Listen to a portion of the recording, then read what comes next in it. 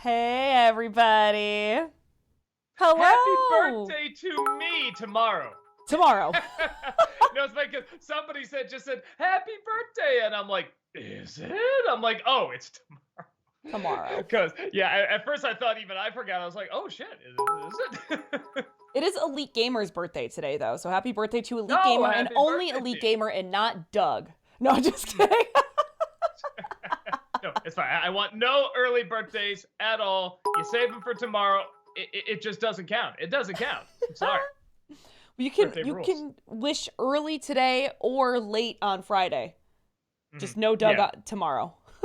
You can wish it early. You just have to request it from the post office. You write it in, send it in early. Early birthdays, totally a thing. Right. Totally. Anyway, oops, sorry. Had a little. Human shit. Oh, champ. Just crossing my leg. No, that's fine.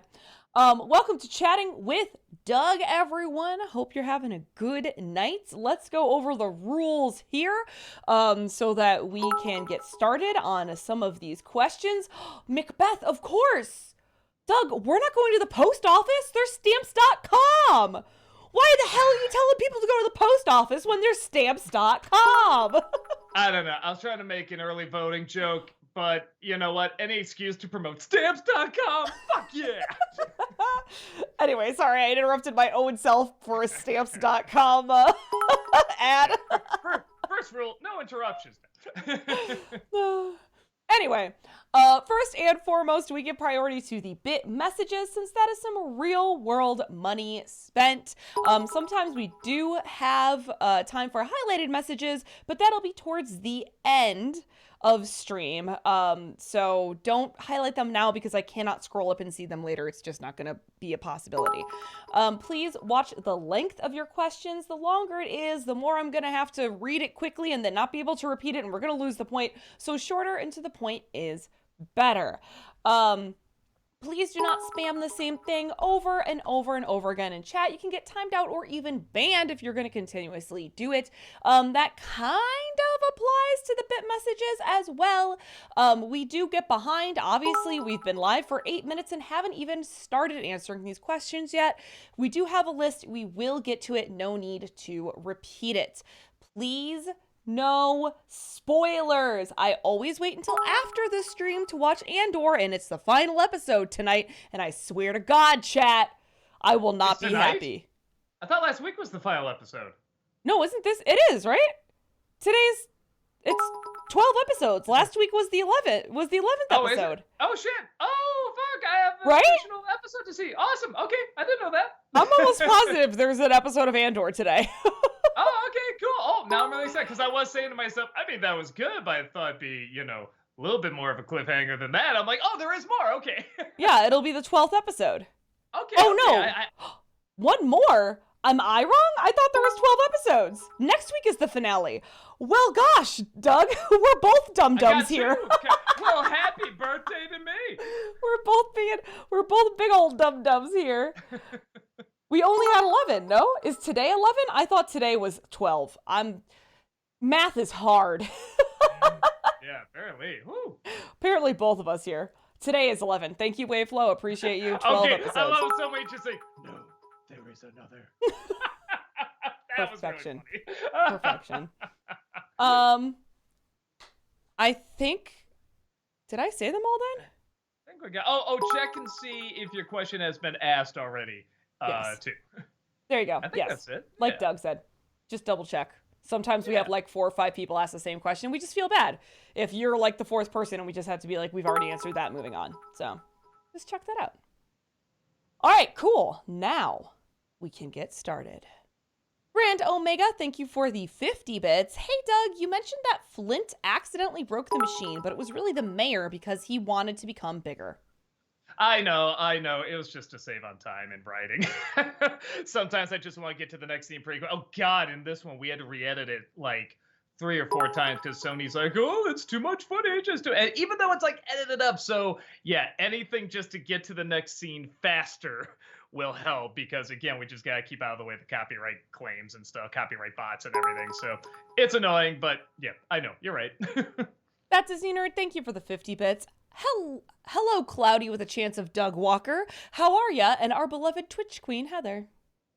Good, good. My eyes are getting a little you know, and I'm saying to myself, it might be the computer screen, but I don't think it is. I was just telling Heather I have to stop taking my Zyrtec because I'm allergic to cats, but I have to take this stuff to like, it's for like a sleep apnea thing, kind of. Even though I don't have sleep apnea, but they figure out what's it called again, Heather? A deviated Septum.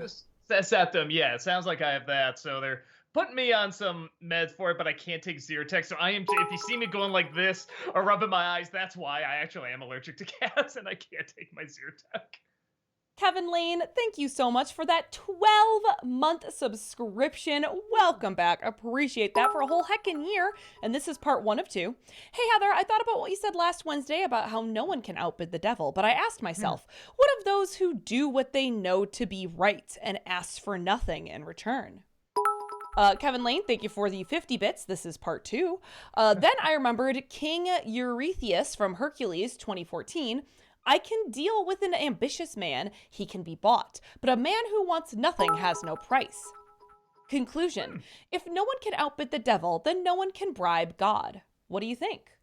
Yeah, I would agree with that. I mean, that sounds like what's in the book. Right. Sounds right. Right. You can't bribe God. There's a difference between praying and bribing. So yeah, I would agree with that conclusion that you have formed there. Randacy Gaming, thank you for the 50 bits. Hi guys, yesterday the PS2 Ratchet & Clank games came to the PS streaming service. All we are missing now are the 2 PSP games. We're talking about which ones to do here. Yeah, we're leaning towards the 2016 because I kind of like the idea of maybe reviewing the movie afterwards. Because I know Ratchet & Clank does have a fan base, and it's like, oh, if I could like somehow tie that into like the NC reviewing the movie, that'd be good. Because I hear you have to know the game in order to do the movie. I think I heard that was one of the problems with the movie. So maybe we'll do that. We're looking into that, but we're not 100% yet, but we're leaning towards that. And it's not this Friday. It'll be not the following Friday either, because it's Thanksgiving. The Friday after that. The Hourman, thank you for the 50 bits. Hello, Doug and Heather. Hope the week has been treating you well. Would you ever do a review of the animated adaptation of Batman The Long Halloween? It's one of the best stories featuring the Dark Knight, and the movies did it justice. Also, rest in peace, Kevin Conroy. Absolutely. Right? Oh, man. That hurt. I don't usually do, with the exception of the, Mask of the Phantasm, I don't usually do the animated DC movies. I guess I did do, not Death of Joker. What the fuck's it called? Killing Joke. I don't know. We'll see. I'm assuming it's better than Killing Joke. So we'll see, though. I mean, maybe because I have gotten that request before. A lot of people really seem to like it. So yeah, well, I'll look into it. Kevin Lane, thank you for gifting that sub to LePew. Really appreciate it. We're about 15 subs away from hitting our November goal of making Doug look like an idiot. No, I'm just kidding. I mean, what, starting now? I mean, what? In case you don't know, I'm going to explain it really fast. Our November goal, if we have 250 subs by or on November 21st, which I think is Monday, we're going to play a little clip guessing game in which Doug is going to, or all of us are going to look at a no context Nostalgia Critic clip, and then Doug's going to have to try to tell us which review it's from. Oh, it does. No, but I thought everyone else was going to get a chance to like guess too. Okay, everyone yeah, will. all right.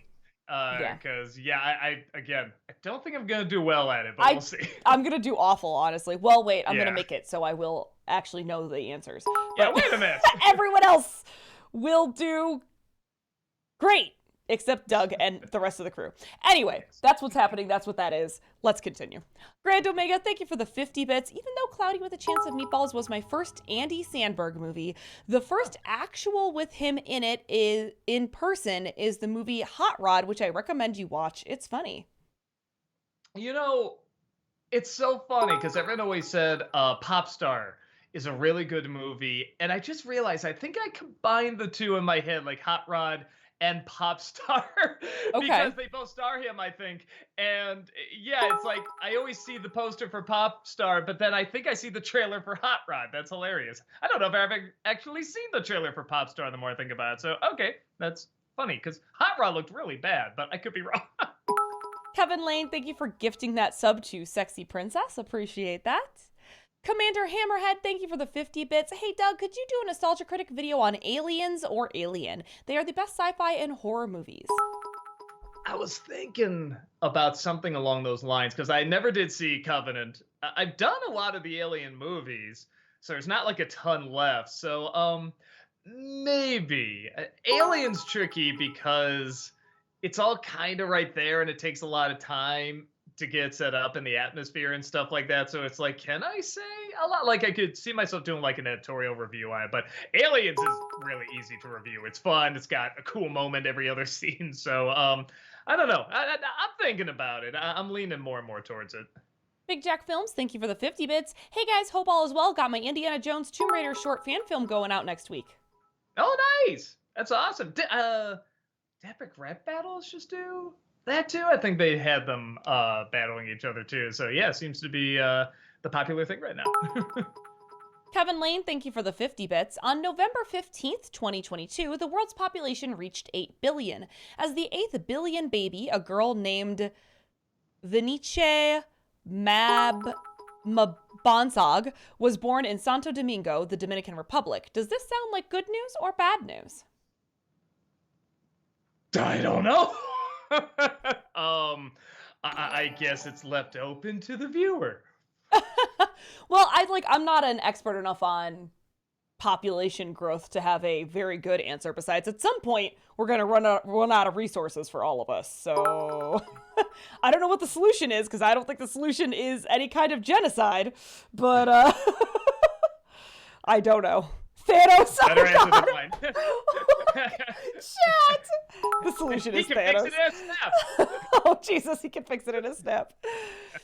That Disney nerd, thank you for the 50 bits. I checked out the movie Prisoners for the first time a few days ago. I felt exhausted while watching it, but I was so invested in what was happening that I found myself enjoying it, even loving it. Have you seen it?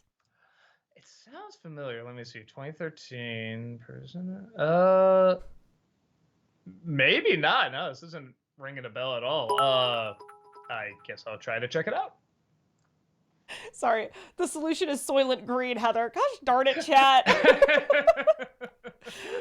Kevin Lane, thank you for the 50 bits. On November 3rd, 2022, the movie Furiosa was officially wrapped. And now George Miller wants a Mad Max theme park to be built in Cyprus and opened in 2024. Do you two have any ideas or advice for it? What the hell was that? Is it Junktown, Junkland, something like that? There's a meetup like every year. I think it's Junktown. Okay. Or wait, no, maybe I think that's it. Where people meet up and like just recreate like Mad Max moment. They have like a Thunderdome there and stuff like that. I hope I'm getting the name right. I've never gone. I've always wanted to, and because it's always in September, and that's when we have to start like really, really getting ready to make like a lot of videos, for the end of the year and stuff like that. But I've always wanted to do that because that looked amazing, and that looked like so much fun. Roroni Rockman, thank you for the 100 bits. Been thinking about how we see a lot of remakes and reboots these days. Any nostalgic properties you'd want to see updated, modernized, etc.? Yeah, I like to see. I always said Drop Dead Fred could be interesting if they redid that and actually gave it like a really good script. Because I like the idea of imaginary character coming back and sort of help. He's obnoxious, but then he like kind of helps you remember your childhood, like a repressed part of your childhood. Like that's actually kind of interesting. And maybe even Garbage Pail Kids, honestly, make an actual good movie out of that. I don't know how you would do it, but I don't know. There's a lot of imagination there. You can think of something. Of all the remakes that Disney has been doing, I think they could stand for a Black Cauldron remake. Yeah, no, honestly, I think, and make it more like the books. A lot of people say the books are really, really good. So yeah, I'd totally be down for that. Grand Omega, thank you for the 50 bits. So I've been looking at your past videos, and I have a scary question to ask. Do you hate the DuckTales theme song? You hit Malcolm in the face during the Fox Kids video, and in the Disney Afternoon, you had your hand covered in what I want to assume was strawberries. Just total strawberries, man. I had a bowl of strawberries right there off camera. No, it was it's just a running joke we have where like the song is so catchy that it never leaves your head. It like stays in there for years and stuff like that. I think it was like I must have done like a top 11 like catchiest theme songs or best intros or something like that. I think I've referenced it, but I think it was like a really early video. So it was kind of a callback to that. No, I don't actually hate it. It's a great song. It's phenomenal. CM Sully, thank you for the 50 bits. So who else has seen Christmas trees already up and decorated? uh, sometimes when you go to like Chicago or downtown or something like that, you'll see some stuff being put up. But yeah, it's usually like Black Friday is usually when all the things are up and we see them outside, in the neighborhoods and stuff like that. But that's coming up. Yeah, yeah. If people have their trees decorated up already, just leave them alone. Let them have their joy. Commander Hammerhead, thank you for the 50 bits. Could you do a fanscription where you fix the problems with Jurassic Park 3 or Jurassic World series, since wild success are the disappointments of the franchise, at least to me? I like that. I don't know how I would do it. I mean, because I could think of like some cool action scenes with like the dinosaurs and the cities and stuff like that. I don't know what I could do with the characters, because I like the characters in the first film, but they're kind of the weakest part. You know what I mean? They're kind of just these likable enough cartoon characters to get you through the movie, and they're not all dumb or anything, but they are the weakest part. So yeah, I don't know how well I would write for them. So probably not. But I don't know. I might bring it up to like Walter and Rob. FBL, thank you for the 100 bits. Thoughts on a fourth SpongeBob movie and an Avatar Aang movie being scheduled in 2025? Well, the Aang movie, or the Avatar movies in general, I think, did we get release dates on them? Or not release dates, but I mean, like, I don't know. A window of when they were going to come out. Okay, so I didn't know that. That's really cool. And SpongeBob, I'm trying to even remember if I saw the first movie. Oh, really? I just remember the climax, which was phenomenal and so funny. But yeah, the rest of the film, it's like I kind of remember because everyone always asked me to review it. It's like, yeah, I will, but I gotta like actually watch it again and then like remind myself what happens in it. So I'll get to it at some point. But yeah, I don't know if SpongeBob still makes money. I mean, it's not surprising if they're gonna keep making films. Talkative Carl, thank you for the 50 bits. Heather, have you seen the nomination for this year's Video Game Awards show? If you haven't, will you check them out on this Saturday stream? I have. I think overall they looked fine to me. I know some people were a little disappointed about the performances category, but they all made sense to me, some of the games that were nominated. It's cool to see like Stray nominated for Game of the Year and Xenoblade Chronicles nominated for Game of the Year. So it'll be interesting to see what ends up winning, but I did see them and they looked fine to me. I wish I had more of a strong opinion, but they look fine to me. DJ Lol5, thank you for the 100 bits. Hey, doing a new ad for Disenchanted that came out today promoting Idina Menzel's song for the movie called Love Power. Even if the movie is the most basic one ever, you can't deny that Idina's voice will be heaven. You know they gave her a bigger part because of Frozen. Because, like, I remember when I first saw that movie, I saw it with a friend, and she was telling me, that's from Wicked. She's this big Broadway star. I was like, oh, neat. But in the movie, she does nothing, right. So it's like, what? And then Elsa happened, and they're just like, look, we had Elsa in a princess movie already. We got to get her back. We got to get her in her, man. And like, we got to give her a song, man. So, yeah, I'll be curious to see what they do with it. I love the idea of making her a villain in this. Why am I blanking on her name? The main character. Giselle? Yeah, Giselle. I think that's a fun idea, and you can kind of do like a WandaVision thing with that. But I don't think they're gonna commit. They're gonna cop out or something. But I don't know. There's a cool, fun idea in there, I think. Satanix, thank you for the 50 bits. Mario Kart 8, the anti-Roy game. Right?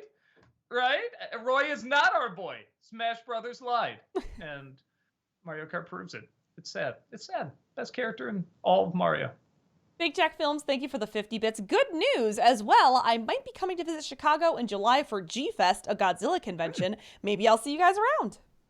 Awesome. Yeah, maybe. Well, bump into each other or something. FBL, thank you for the 100 bits. NC commercials. The Home Alone one where the mother is shouting, Kevin! And then Kevin Hart comes out to advertise a credit card. Is that one that really happened? That actually sounds really funny. I hope they make that. It's actually pretty funny.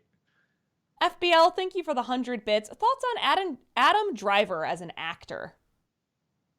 Oh, I like him.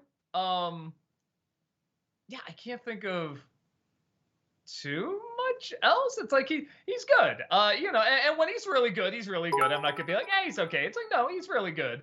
I guess he's not one of those guys where I think of like, man, like actors of our generation. Like I'm not there yet, but no, I think he's really good. That Disney Nerd, thank you for the 50 bits. I also rewatched Anastasia a few days after your review, and I still love the film. I know nothing about the real story. I just took it for what it was. The real story, it's I don't know. It's one of those something about when you watch Pocahontas and then you hear the real story, it's a letdown. But when you watch Anastasia and you know the real story, it's interesting. I don't know how they did that, but it legitimately made me want to know more about the history where Pocahontas kind of made me want to know less. It pushed me away where this somehow, dragged me in. So I thought that was kind of interesting. Grand Omega, thank you for the 50 bits. My birthday is on November 20th, and I will be 25 that day. I will have 75 years left to live. Wow. Okay. You got a goal, I guess. Welcome to your quarter life crisis. No, just kidding. FBL, thank you for the 100 bits. NC commercials, the Trolley Gummies commercials. They're so creepy. Trolley guy? How do you spell it? Trolli. I've seen them before. Gummies. Let me see. Because I do a. Okay, it's not the one I'm thinking of. I do a gummy commercial in the one coming. Oh, those are creepy. Oh my god, it's like creepy ass. Whoa, oh, these are freaking shit. I gotta check these out. These look like fun. Okay, yeah, I'm gonna watch those afterwards. DJ Lol5, thank you for the 100 bits. My 21st birthday was on the 15th of November, and it was a blast. Well, happy belated birthday. Happy belated birthday, yeah. Yeah, love it. Kermit Wazowski, thank you for the 50 bits. Happy early birthday, Doug. I'm keeping up the annual tradition of drawing something for you, so keep an eye out for that. Oh, so looking forward to that. Thank you so much. LJH, thank you for the 50 bits. I watched Apocalypse Now for the first time. I really liked it. What are your thoughts on that movie? Oh, I like it. Like a lot of people said at the time, I'm sure say now the last chunk can't quite live up to the build-up. And I don't know how you would change it, fix it, especially we know the making of the movie. But I do really like it. It's a very impressive film. If you have not watched the making of, check it out. It's called Heart of Darkness, and it is quite intriguing. Kevin Lane, thank you for the 50 bits. In Gotham Knights, Jacob Kane said, "Life matters when death matters." This reminded me of the Simpsons episode Days of Future Future, where Homer could easily be reanimated, which made him more irresponsible. This indicates if death became cheap, then life would become almost worthless. But what do you two think? I mean, yeah. I'll say that. God, we're gonna go deep. My mom always had a thought. She said, "I'm not afraid of death. I'm afraid of dying." The actual like process. I don't want it to hurt. I don't want it to be slow. And I'm kind of the same way. It's like it makes sense. It makes sense that this would happen. It has value to everything and stuff like that. But yeah, it is one of those things where I'm like the process of going through is where I'm kind of like, ugh. That's the part I'm like about. But no, the actual idea itself. I mean. Doesn't make sense. FBL, thank you for the 100 bits. What movie do you like, but not as much as everyone else? Probably Wakanda Forever. Oh, did you see it, by the way? No, not yet. I haven't had a chance. Okay. And I do like, it's a good film, especially given everything that happened in, like, making it, with Boseman dying and stuff like that. But, yeah, I thought the first one was good as well. I didn't adore it or anything, but again, I always say I don't think it's made for me. I think it's really going to connect with a lot more people who are going to have a real passion for it. And that's what it looks like. It looks like a lot of people like really, really have a strong connection to it. And I think that's great. I think it's great to find a crowd that you're trying to connect to and connect with them. You know what I mean? Porcupines are God. Thank you for the 50 bits. Also, hello. It was so wonderful to meet you in Yeah. person. Well, then, happy early birthday, Mr. Danny DeVito. That's right. Yeah, him and I think is it Scorsese share the same birthday. I think those are two famous ones. As me, I'm sure there's others like Carrot Top or something, but yeah, those are the two biggies that I saw. Noah Zinner, thank you for the 100 bits. Doug, can we get a clue to next week's NC? It's the commercials. I'm sorry, I think we said that a couple times. So yeah, next week's the commercials. Talkative Carl, thank you for the 50 bits. Oh my god, Heather, the God of War Ragnarok game is kicking all the ass. Can you imagine Atreus gets taken on an adventure with the TVA to find his female variant?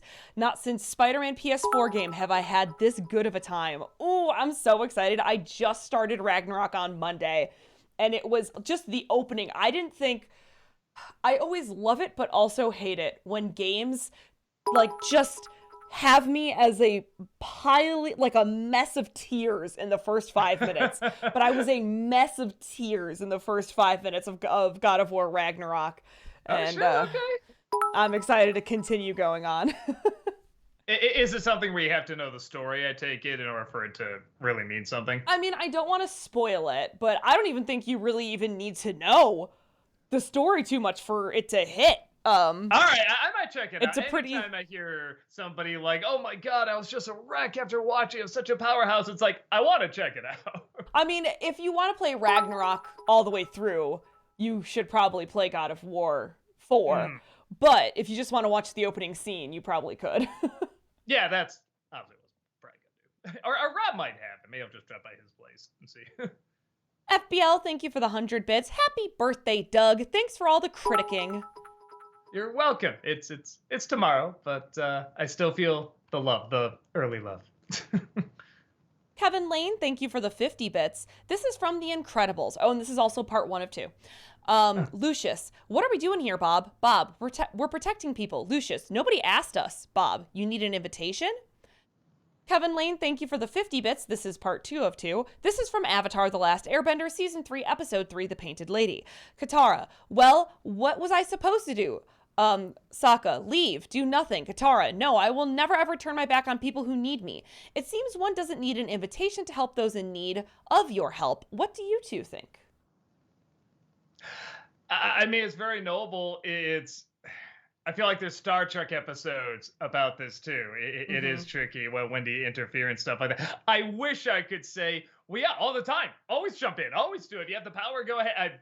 But I know there's times you're not supposed to. If you're gonna ask for specifics, I don't have it right now.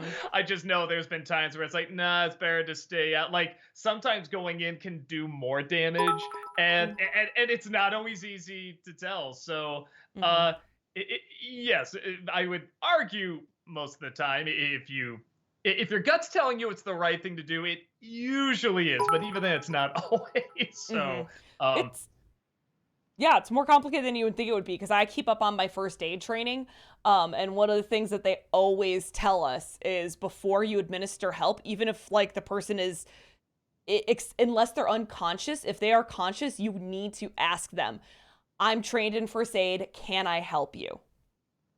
Like, because otherwise they can sue you if you do something wrong, which sounds insane, but they can. Like, if you gave someone the Heimlich too hard and you didn't ask them first, they could sue you. Well, also, yeah, you might not know the situation as well as you think you might too. But I mean, that's not to say you see no, someone please help drowning, people, like, though. well, please help people. Well, let me assess this. Could it be it's just a show? Could it be they're performing a drowning act for being in a movie? It's like, no, like listen to your gut. Clearly, I'm not trying to say that, but you know what I mean. It's not black and white. Yeah, exactly. DJ Lol5, thank you for the 50 bits. How do you feel about Kevin Conroy's tragic passing as of now? He was the most incredible voice of Batman yet.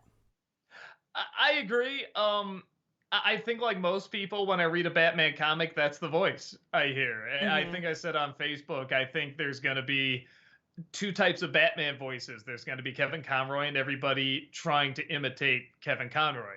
You know what I mean? I mean, it's like that is the bar. It'll be interesting to see if we ever get to a point where somebody else can bring a unique Batman voice that people are like, ooh, Yeah, like that's Batman as well, and it sounds different from Conroy. I can't even imagine it right now.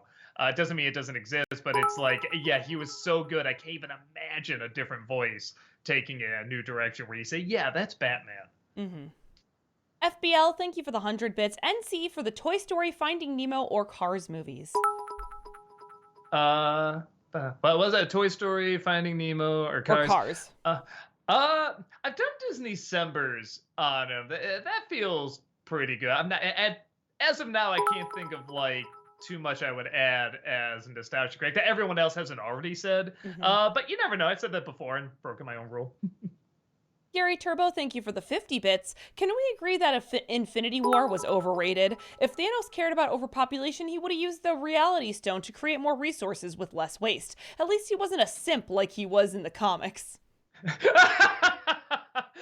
mean, it's a good point. I mean, I think that's where you say that's comic books, and I know the argument. It's like, oh, whenever it's something you want, you say it's comic books, but when it's something you don't like, it's bad, and they should put more focus on. I get it, but I think the initial idea, is something that you feel like you've seen people do before in the world and stuff like that. Like just treat life like it's nothing, and it's so cold and calculated, but there's sadly like a terrible logic to it. Like at least that he's arguing, so it's one of those things where it's like I think that's what the focus is, where the actual technicals of the plan.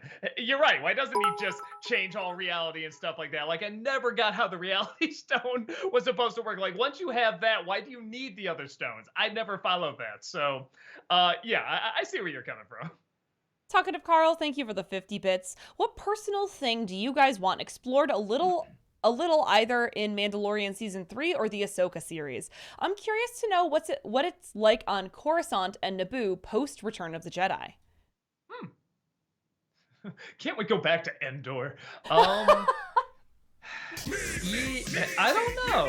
Again, it's one of those things where it's like, show me. Show me what I want to see. You know what I mean? I'm actually sometimes more excited when I have really no expectations of what I want to see, so it can kind of surprise me a little bit. So, yeah, and I like Mandalorian. Ahsoka sounds like it'd be good. So, yeah, I'm hoping to be delightfully surprised or surprisingly delighted. I don't know. There's neither of those work. I'm hoping to like it.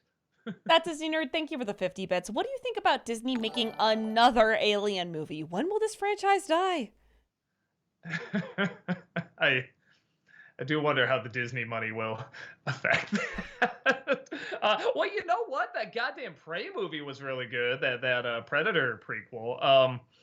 Maybe it'll be good. On top of that, I mean, I never did see. Oh, I'm blanking the name of it. I just said it. The one that came out, the last Alien movie that came out. Covenant? Yeah, Covenant. I never did see that. Everyone says it's terrible. So maybe there's a part that's like, give it a shot. See if Disney can salvage it. I don't know, but I wouldn't think they would, but who knows?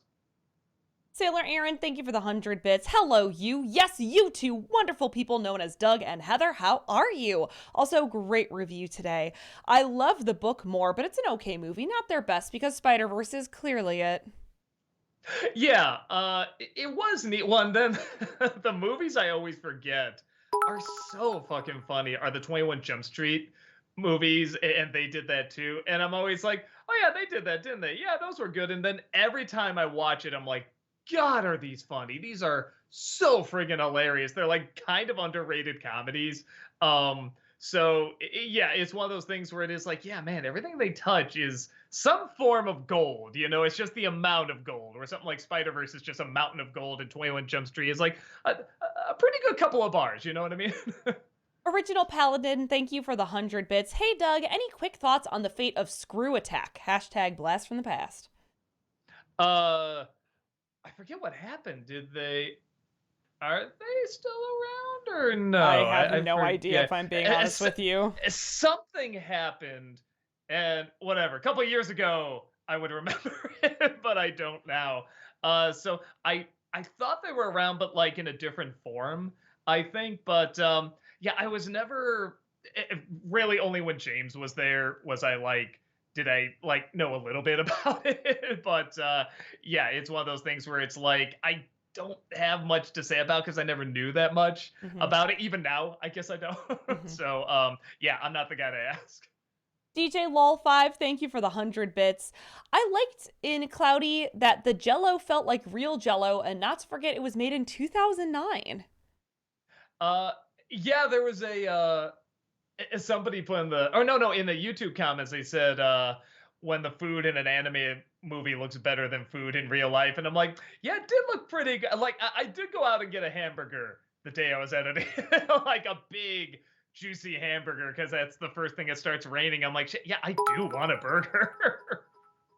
Randy Gaming, thank you for the 100 bits. Hi, Doug. Do you plan on playing the Star Wars The Force Unleashed games? They are so good. I don't even think I know those. I'll look into it. Grand Omega, thank you for the 50 bits. So I found a prequel to R.I.P.D. despite it's called R.I.P.D. 2. It's a prequel because of the setting. I saw Brad reviewed it. I haven't seen it yet, though. I haven't even seen the first one. I heard it's not good, so it's interesting that they're making a sequel or a prequel, whatever. I'm assuming it's a video on demand thing.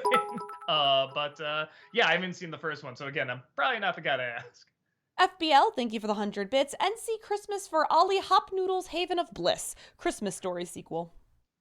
Well, if you've seen the movie, you know it's not actually a Christmas movie. But was it Hats Off Media or Entertainment? I forget what the exact name is. He just talked about it on his channel, and I forgot I grew up with this movie. I think I saw that before Christmas Story, actually. So I Oh. didn't put together they were in the same world. I do remember it being funny, but again, I haven't seen it since it was on Disney Channel. You know what I mean? But I do remember it having kind of like a good, kind of cynical edge to it, and being pretty funny. But I was a kid, so I don't remember it was any good. But the little clips I saw in his video, it still looked pretty funny.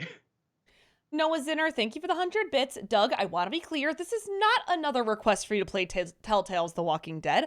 I believe you will play it. It's just that you said last week you may or may not play it on Twitch. I strongly ask that you do. We almost never get to see your emotional reactions, powerful story moments, and I would pay hard money to see your man tears over certain moments in the game.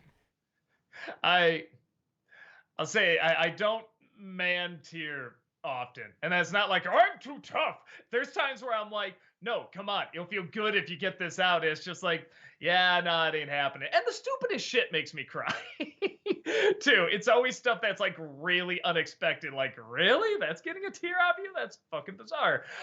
So the stuff you're probably expecting, like, oh yeah, he's gonna crack. It's like, not usually. It's often really weird shit that gets me to really tear up. FBL, thank you for the 100 bits. What movie do you hate, but not as much as everyone else? Man, maybe some of those X-Men movies, like New Mutants, is bad. I don't think it was that bad. Dark Phoenix, I think is bad, but I don't think it was that bad. Actually, the one that Rob really won me over on was X-Men Apocalypse. Like, because I remember thinking, like, that was okay, I guess. I don't know. And he really hated it. So when it came time to review it, I'm just like, oh, brother, yeah, you were right. This is really bad. Sailor Aaron, thank you for the 200 bits. Also, Doug, happy early birthday! Hope you have a wonderful birthday tomorrow. Back at you. Wait. Thank you. DJ Lol5, thank you for the 100 bits. What animated character in television or film do you consider as being autistic in terms of special interests? I'm probably not the best person to answer that. I'll say this: I've heard people on the spectrum say characters like Tina from Bob's Burgers. I always say, is it Dax or Drax from Guardians of the Galaxy? Drax?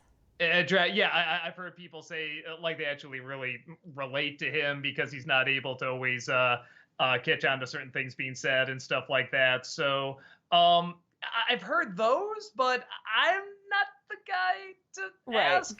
Like I said, I think it makes more sense to have someone that's going through that, or even family members, who have someone that is on the spectrum. That it make more sense to ask them. Right. Talkative Carl, thank you for the 50 bits. Doug and Heather, what was your favorite movie that you've reviewed this year? Oh man, I'd have to like Was the go Batman through the this year? list. Yeah, the Batman was this year. Whatchamacallit? No Way Home. We did this Yeah. year too. Um, those are all pretty good. Yeah, I'll say one of those. Digi Akuma, thank you for the 100 bits. No message, just the bits. Thank you. Thank you. Steam Lord YTP, thank you for the 100 bits. Hi guys, I wanted to clarify that an email sent through the CA contact page does reach you guys directly. I wanted to inquire about a student TV opportunity. Sorry to ask through here. Oh, I might have gotten that. I usually don't do like if it's like an interview thing. I usually don't do interviews. I'm just way too busy for them. So if it's about that, then yeah. And if it's anything about like production or something like that, we're not like looking for anyone or anything like that. Because I do get those, and it takes some time to always respond to them and stuff like that. So I'm sorry if I haven't. Gary Turbo, thank you for the 50 bits. If we're still doing 2-sentence horror stories, Doug is strapped to a chair, A Clockwork Orange style. Then he sees a polar bear in the big city. Okay, I mean, I guess that's horror.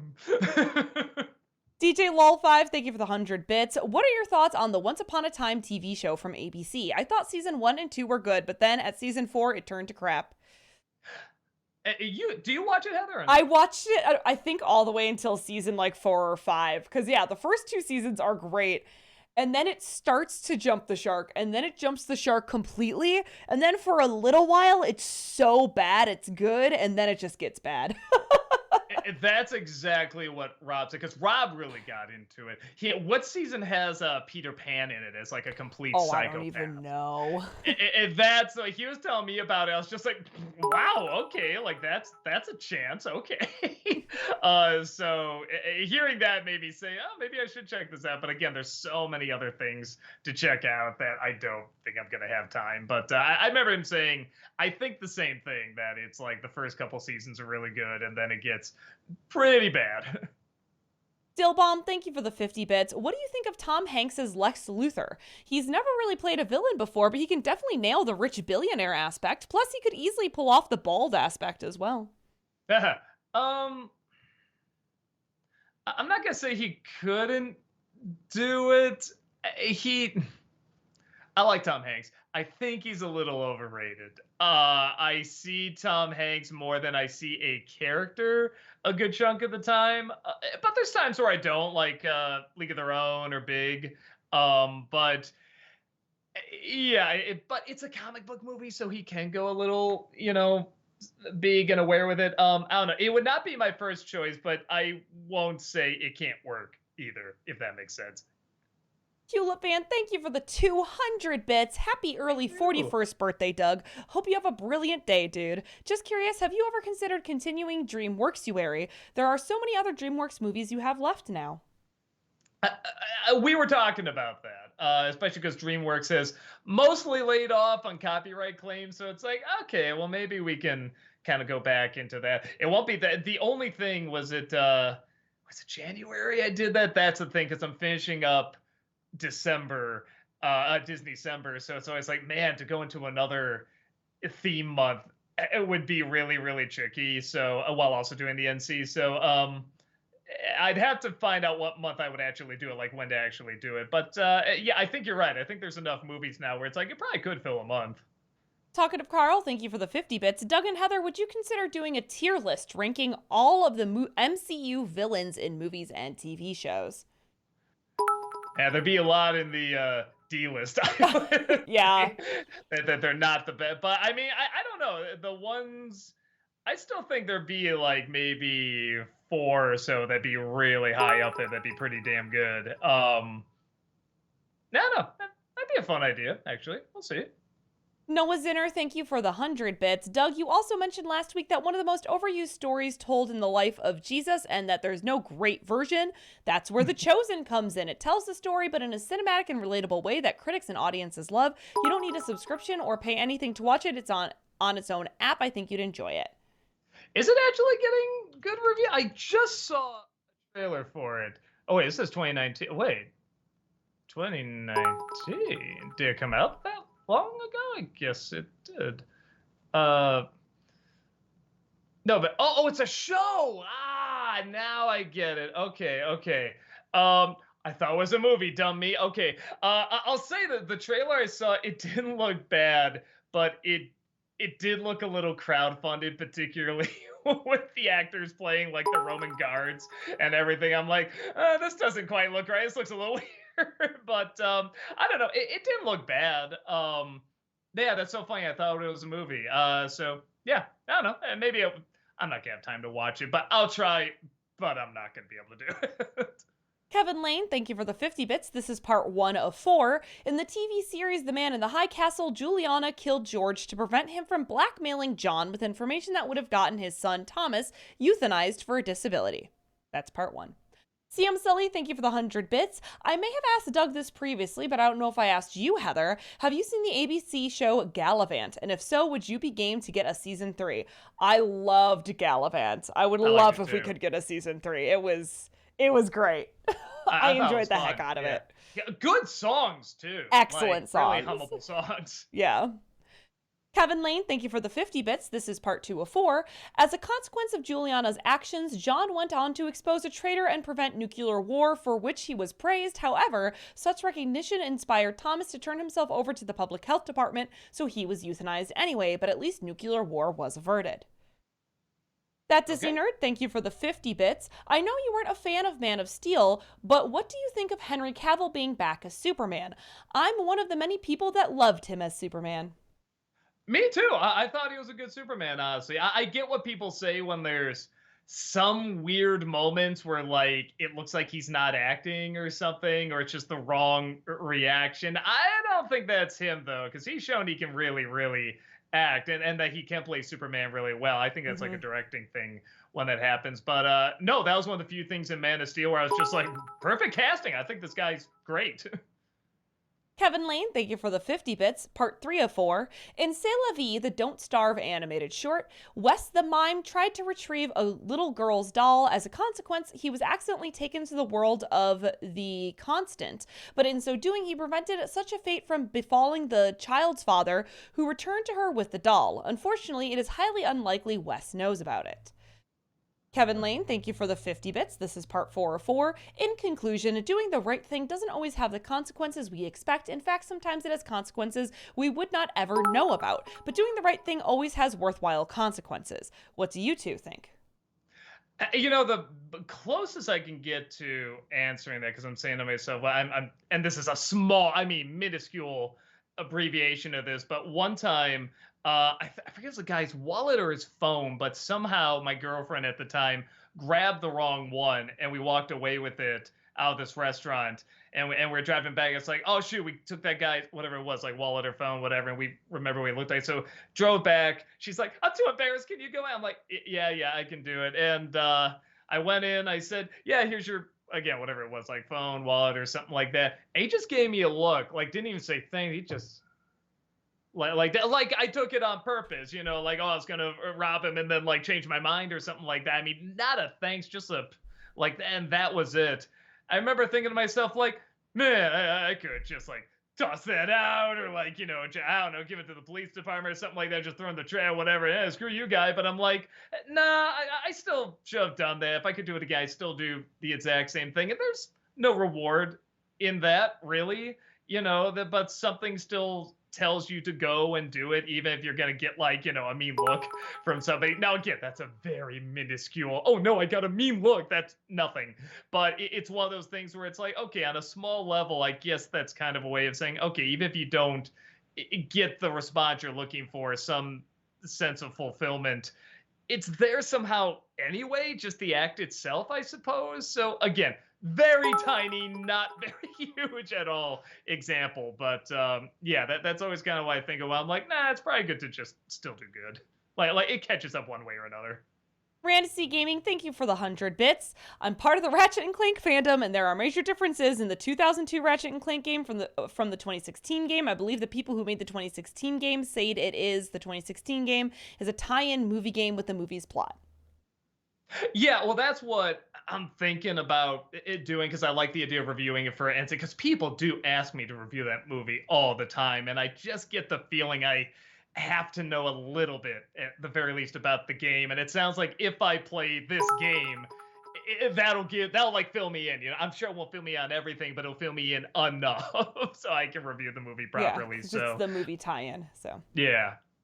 it's also a little bit difficult to get the 2002. I know it just came out in the streaming, but I'm not sure how that would tax Doug's internet in terms of streaming out while also streaming in. It's a whole thing. We've talked about it extensively. Yeah, we'll figure it out. We talked about it. Yeah, we'll see if we can figure out a way to work with it. But it's like there's a whole bunch of hoops we'd have to jump through just in terms of like the setup and everything like that. And it's like I'm like that 2016 one sounded pretty nice. And again, just to do it for the movie, would get me there faster for that. So we'll see. Dillbomb, thank you for the 50 bits. Which 1994 film do you prefer, The Shawshank Redemption or Forrest Gump? I'll say Shawshank. I have issues here and there with Shawshank, but it's like I think it works for the most part. Forrest Gump, it is for the corny scenes that don't work in Shawshank, or I kind of call bullshit on. I can do it a lot more in Forrest Gump, but I like Forrest Gump fine. I think it's okay. Kevin Lane, thank you for the 50 bits. CM Sully says, solution is Soylent Green, Heather. Ah, yes. DJ Lol5, thank you for the 100 bits. There's a theory on Puka from Anastasia that he is in fact the reincarnation of Anya's brother from the Romanov family. Thoughts? Haven't heard that one. I wouldn't think it's intentional, but who knows? There's a lot of stuff when looking it up that was just like, oh shit, I didn't know that. That's a cool little Easter egg. So who knows? Strider for Life, thank you for the 50 bits. Hi, Heather. How was the Wastelands of the Commonwealth? It was good. I spent today starting a Fallout game for the first time ever, and so I started with Fallout 4, and it was good. There's a lot to process, but I'm excited to keep diving into the world of Fallout. Gary Turbo, thank you for the 50 bits. I grew up reading Cloudy with a Chance of Meatballs, and I fantasized about living in a world where it's raining food. Would look amazing in live action. Yeah, actually, the more I think about it, I was like, man, I remember really liking that book. And it's like, oh, yeah, because I really liked food. I was really upset. I was like, they'd always call me a human garbage disposal because I could just eat anything and like not put on any weight. And I hit my 20s and it's like, uh-oh, wait. So, yeah. But like all growing up, I had so much energy. I would just eat like whatever was around me. Dillbomb, thank you for the 50 bits. What's a 90s song that lives rent-free in your head? Doesn't that have to be a song that you particularly like? For me, it's got to be Semi-Charmed Life by Third Eye Blind. I'm sure there's a ton. I mean, it'd have to be like something like from Metallica or like Rob Zombie or something like that, like a heavy metal song, that get in my head. Probably something from Metallica, because I was a big Metallica. I got into Metallica in the 90s, so it's like I discovered the stuff from the 80s like later, so that wasn't like what I was brought up on. So I'm always going to have a soft spot for that first, even though I know the 80s stuff is better. But yeah, a lot of 90s Metallica, I'm always going to have a soft spot for. Digi Akuma, thank you for the 100 bits. Hey Doug, how far planned are you for your NC Christmas episodes? Have you considered a top 12 Christmas Carol movies/specials? Nah, scratch that. You've seen one, you've seen them all. Rather than that, would you consider a top 12 best Scrooges? I wrote that down because I like that. But it's one of those things where I'd have to really go and watch them all again, like seriously, for a top 11 or a top 12, and it's like, man, that's with the Disney Decembers and everything, that it really is a lot. I thought about maybe doing an editorial on it and stuff, and then I'm thinking, man, there's just a lot of Christmas movies I want to talk about too, so I think I'm gonna do that. But there is a Christmas Carol this year I'm gonna review. Taylor Fang, thank you for the 100 bits. No message, just the bits. Thank you. FBL, thank you for the 100 bits. Since you're a fan of Black Books, have you seen Dylan Moran's stand-up? Yeah. Dylan Moran, I do know him. Oh, you do? I do. Sorry, go ahead. Have you seen Black Books? No. Oh my God. Oh, if you like him, you'll love Black Book. It is so funny. But anyway, yeah, I liked it. I like his kind of that persona he has in Black Books. But I do like his character more in that show, and I'm sure because there's a lot more timing and planning out the jokes and visual gags and stuff like that. But yeah, no, he's very, very funny. Kevin Lane, thank you for the 50 bits. Mopey Sad Cloud says Treasure Planet remake into a TV series. That could be cool. Yeah, well, I was gonna say Atlantis, but I guess they tried that, didn't they? With Disney, or maybe they had like a pilot and a couple episodes they turned into a movie. I don't know, but yeah, I can see that. Big Jack Films, thank you for the 50 bits. I'm shooting with one Connell Macbeth this weekend for the season finale. I believe the bum met him once at Con Bravo. Spoilers, it will be his final appearance as Dr. Terawatt, formerly known as Dr. Holocaust. He says hi, by the way. Oh, cool. Yeah, I think I did see him at a convention. Yeah, so cool. Tell him I said hi back. Taylor Fang, thank you for the 100 bits. Have you guys ever watched The Masked Singer? I could definitely see Doug competing on it. I think they would. They'd either figure me out right away or be like, "Who the hell's the Nostalgia Critic?" So yeah, I will not be on there. I've never seen it, but I guess a lot of people like it because it's been going for a while. Grand Omega, thank you for the 50 bits. I don't think I mentioned this before, but if I did, sorry. I saw this movie that feels like Shark Boy and Lava Girl ripoff called Wonder Park. Trust me, you'll feel the similarities. I feel like I saw that advertised. That's the theme park movie, right? Yeah, like Shark Boy and Lava Girl. Huh. Okay. I did hear it's not good, but I don't know. Maybe it's worth looking up at some point. I'll try to check it out. Rand C Gaming, thank you for the 100 bits. If you want to see why the Ratchet and Clank fandom doesn't like the movie, play the original game, then watch the movie, plus the 2016 game cuts levels and uses scenes from the movie. I mean, Let's see what we can do, man. Right. I'll tell you right now. Asking more and more about it is probably going to make us less and less likely to do it. You know. But duly noted. Duly noted. Yes, we got it. That Disney nerd, thank you for the 50 bits. Have you ever been to or drove past the Home Alone house? I have. I want to say yes. I'm pretty sure we have at some point. It's not like a common thing we do, but I think when we were younger, we did that. Yeah, that and some other house. Is it Adventures in Babysitting? There's some sort of other house around here, or maybe Planes, Trains, and Automobiles. I don't know. A lot of those Hughes houses kind of look similar. Dillbomb, thank you for the 50 bits. Now that you've seen Jimmy Neutron, what animated film of 2001 do you enjoy most? Jimmy Neutron, Monsters, Inc., or Shrek? Also, what did you think of Sheen, Jimmy's hyperactive fanboy friend? I don't know. This is a controversial thing to say, but Jimmy Neutron. Wow, more than Shrek? Well, okay, so Shrek has that. I only think about half the jokes in it work, and then that third chunk where they're just moping and dope. I mean, whenever I think of that cliche just dragging on forever, the third act breakup, misunderstanding, and they're just feeling so bad, and the movie's like, wow, powerful, right? You've never seen this before. I think of that. Like, that's the first thing, because I'm thinking, this movie's funny, it can keep being funny, and we are just wasting so much time with this.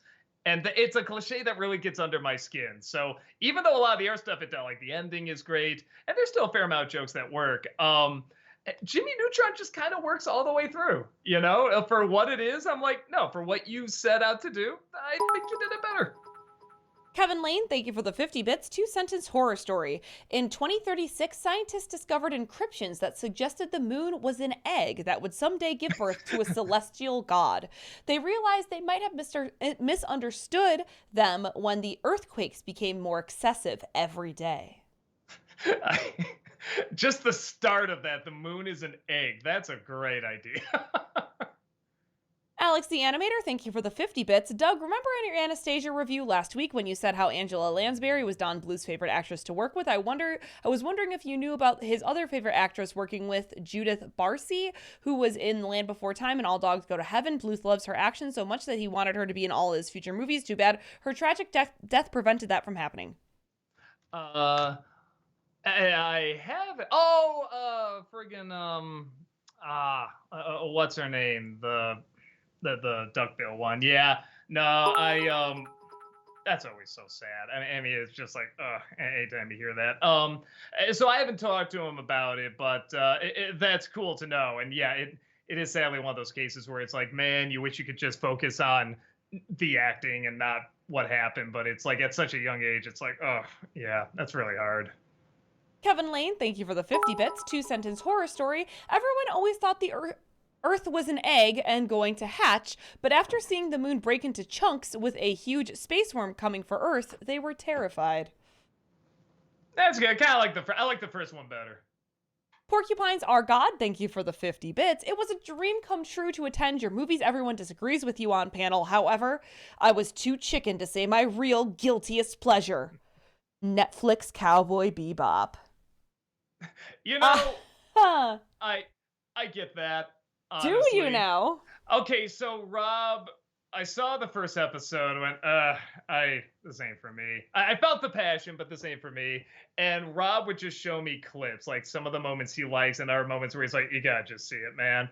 And I think it's kind of like Batman and Robin, where if you just watch it in chunks, it is so awkward and so insane, it's kind of a blast. But I don't think I could take it in half-hour bits or an hour, however long each episode is. So I can see where you're coming from with that. And there is passion, that there is a lot of talent in there. I just don't think, I think it's kind of a death by 1,000 cuts, you know what I mean? It's just like, yeah, these didn't, just a few too many things that didn't gel and it added up. And I legit feel bad for that show because you can tell they were fans working. You can tell they worked hard on it. I just don't think they knew how to do it. Gary Turbo, thank you for the 50 bits. Since the third Magic Mike movie is coming out, can someone explain the plot of the first two since I haven't seen them? Well, Mike gets magical powers. That's all I know. I have no idea what it's about. Is that the dancing movie? Is that like the Chippendale movie? Channing Tatum. Okay. So, yep, I'm not the dude to ask. I've Heather, seen the do you know what first. they're about? I've seen the first one twice, but both times I was drunk with my girlfriend, so I could not tell you at all what it was about. We were just like, "Yes, Channing Tatum, take off your shirt."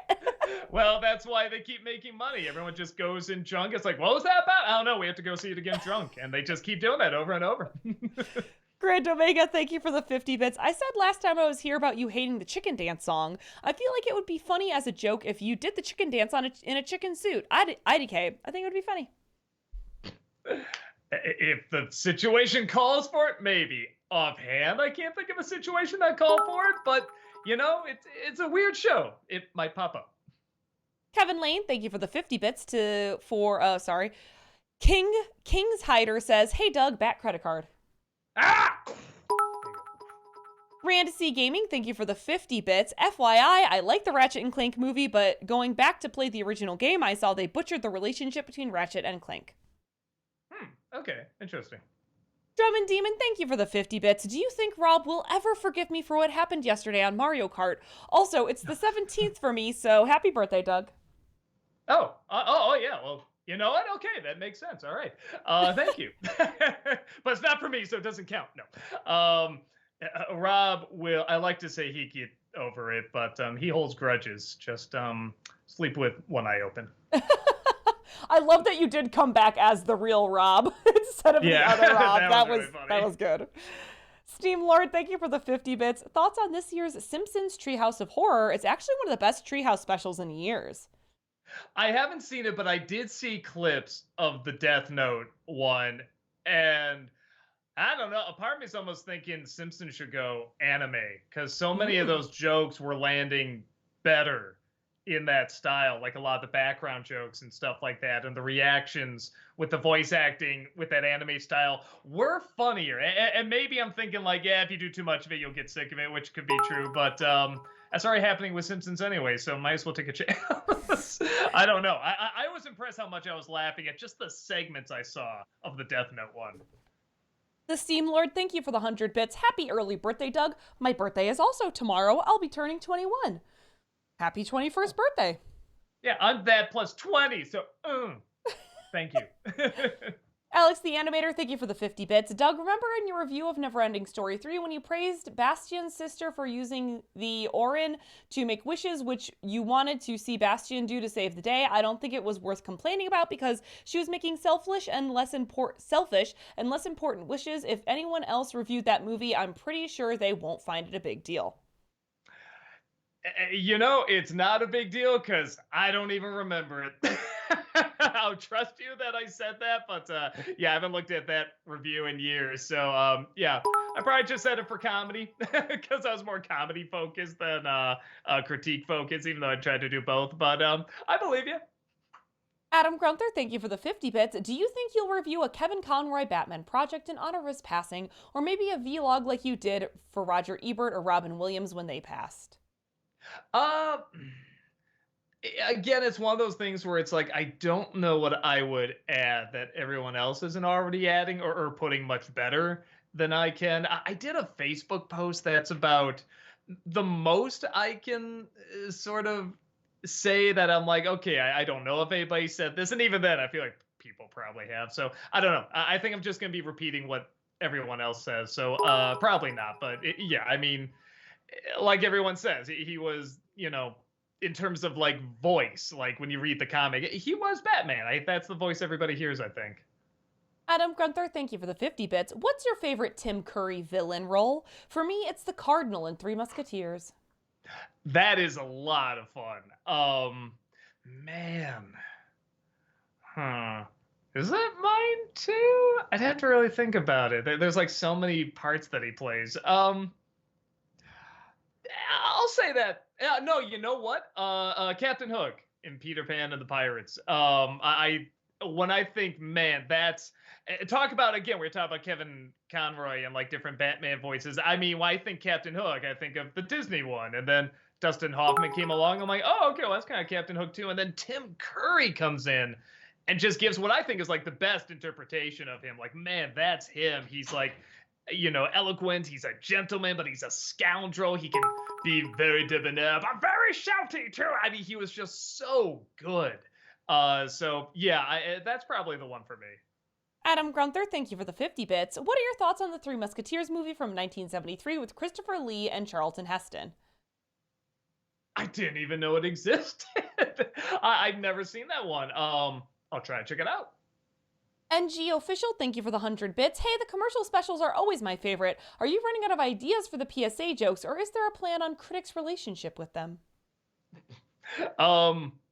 Yes, we have. There's literally no PSAs in this one. We even say halfway through, like, oh, by the way, there's no PSAs. Because yeah, we couldn't find any good ones that were recommended. They're always I get that they're very funny and people laugh at them and stuff. They're kind of a downer to write and edit because they are PSAs, even when they're so goofy. No, I take it back. There is a little bit of a PSA with the Gilbert Gottfried smoke detector. So if that counts, I guess that counts. But yeah, the crazy what the hell ones aren't in there. I think I like just ending that the biggest PSA was a Sunkiss commercial in America. Like it goes full circle. So I guess we'll say that. Kevin Lane, thank you for the 50 bits. DCL Coda says, the concept of death terrifies me. I'm sorry. I don't know how to get past that. Okay. There's times where it scares me. I'm not gonna act like, oh yeah, not at all. Like if my life's on the line, I'm gonna fight for it. You know what I mean? But yeah, it's if you think that's scary, think about Infinity.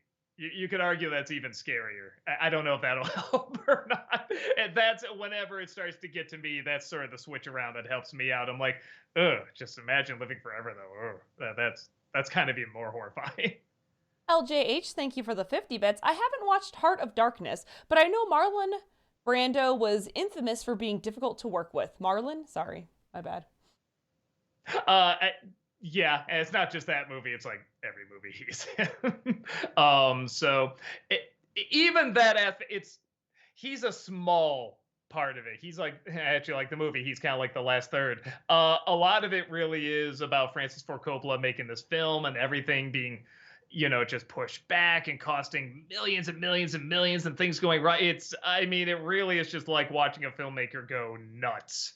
You know, it's really, really fascinating to watch. FBL, thank you for the 100 bits. Least favorite Seinfeld character. Hmm.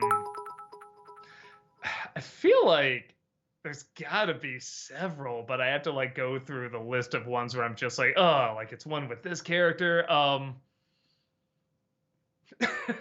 So when I was younger, and I like Lloyd Bridges, but I didn't like him in Seinfeld. And as I'm older, I like him a little bit more, but I don't know. He's still. I guess I always see like other actors that can make that part work better. Where I feel like he's better in something like Hot Shots, Airplane, or something like that. That's a little bit more his comedy. But I liked him a little bit more as I was older. But yeah, it's still. I always see other actors that can make that work better. Grand Omega, thank you for the 50 bits. I mentioned like 2 weeks ago or more about the old man imitation, which I did, which was a joke on the old man act on Toonami. I recently uploaded it on YouTube. I hope you think it's funny. It's only like 10 seconds. The old man is in. Keep making us laugh. Yeah, I'll try to find that and check it out. Yeah, I mean, let me eat my gruel. I remember that. Kevin Lane, thank you for the 50 bits. Kermit Wazowski says, Clue, commercials! Yes, you are correct. Grand Omega, thank you for the 50 bits. I know that you don't watch One Piece, but the recent movie is in theaters. Apparently, it's a musical. Really? Okay. That's another one I wish I could sit down and watch them all, because that looks like a show I would really like. But I know there's too many of them, and I just don't have the time, sadly. Alex the Animator, thank you for the 50 bits. Doug, when you reviewed the My Pet Monster movie back in 2010, you complained about the monster looking different from the VHS cover, which I honestly thought wasn't a big deal because one, the monster in the movie didn't look that different from the one on the cover, and two, it wasn't that bad looking either. Also, I forget if I brought it up in the review, but the monster on the VHS cover, it's just the toy. As I got older, I looked down, I'm like, wait a minute, I think they just put the toy on there. I looked on the back, I'm like, oh my God, yes, just the toy. But I thought he looked pretty different. I remember being like, because I loved the My Pet Monster toy when I was a kid, and I was so excited to see him, and when I finally saw it, I was like, oh, what is that? LJH, thank you for the 50 bits. I share a birthday with Walter White. Oh, neat. Very cool. Alex the Animator, thank you for the 50 bits. With your next commercial special coming up, will there be any surprise or special guests this year? Also, happy early birthday. Thank you. I don't think so. No, it's just a straightforward commercial special. That Disney Nerd, thank you for the 50 bits. I share a birthday with Paul Stanley, David Lynch, Buzz Aldrin, and Ralph Boner. Evan Peters. Cool. Yeah, interesting people to share a birthday with. Rand C Gaming, thank you for the 100 bits. Also, Doug, according to the Ratchet and Clank fandom, the 2016 game is good when it's connected to the movie, but when it's connected to the original and the other games, you can see major cracks. Oh, interesting. Okay. All right, well, we'll see. Gary Turbo, thank you for the 50 bits. I recently saw Beast, and if I fought that lion, me and that lion would be dead. Well, no, just I would be dead if I was fighting that lion. Well, maybe not. I'd just go to the guy doing the computer effects and like slip him a 20 and be like, it's cool, you can leave. Talkative Carl, thank you for the 50 bits. Doug and Heather, what movie would be 100% perfect in your opinion, if not that one nitpicky thing? For me, Spider-Man No Way Home is my favorite of all time and will be until the day I die, but it would have been 100% if they kept Tom Hardy Venom in the movie. Man, yeah, I feel like there's always something that's like, damn it, like so close. I don't know. I'm going to the movies I just play in my head as like just perfect, like Kill a Mockingbird or Amadeus or something. Yeah, I don't know. I'd have to think about it. It's a good question. Adam Gunther, thank you for the 50 bits. Since they are kind of connected, which Eddie Murphy movie do you like more, Trading Places or Coming to America? Coming to America. I think that's so funny, and Murphy's so likable in that, and a little bit of a different character for him too. Oh, you know what? In answer to the last one, the last question here, Wendell and Wild. I finally finished that, and I feel it's a really good movie. Except there's too much story, and it would work fine if they got rid of like the weird kind of political thing going on, where they have to like get votes and bring people back to life to vote on this prison, being kept up or torn down or whatever. And I'm just like, oh, if you just got rid of that and focused on the demons and like the Hell Maidens and stuff, like that would have been enough. But I think that was the one element where I'm like, that's too many things.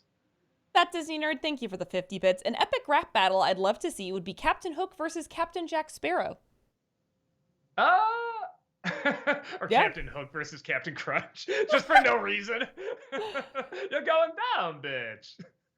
3M Onion, thank you for the 100 bits. Can we have Shazam, a Christmas review on Nostalgia Critic 2022? Thanks. I was thinking about doing it when Shazam was coming out this December, and now that it's not, it's like, there's kind of other films I want to do. So, we'll see. Maybe next year. Orlando Garcia, thank you for the 29-month subscription. Welcome back. Appreciate it. Ew. We'll be the Hot Pockets queen next time, Mr. Stark. I mean, Miss Roos.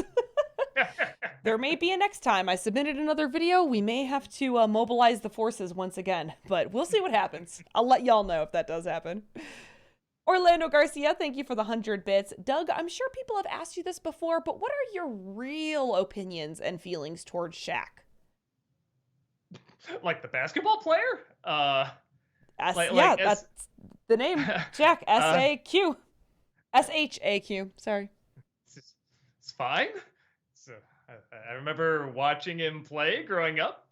I even watched some of his crappy commercials and movies just because it was Shaq and he was cool. Don't have too much else outside of that. Just, I don't know. I guess like any other basketball player's not like controversial or anything like that. It's like, I like him. He's cool.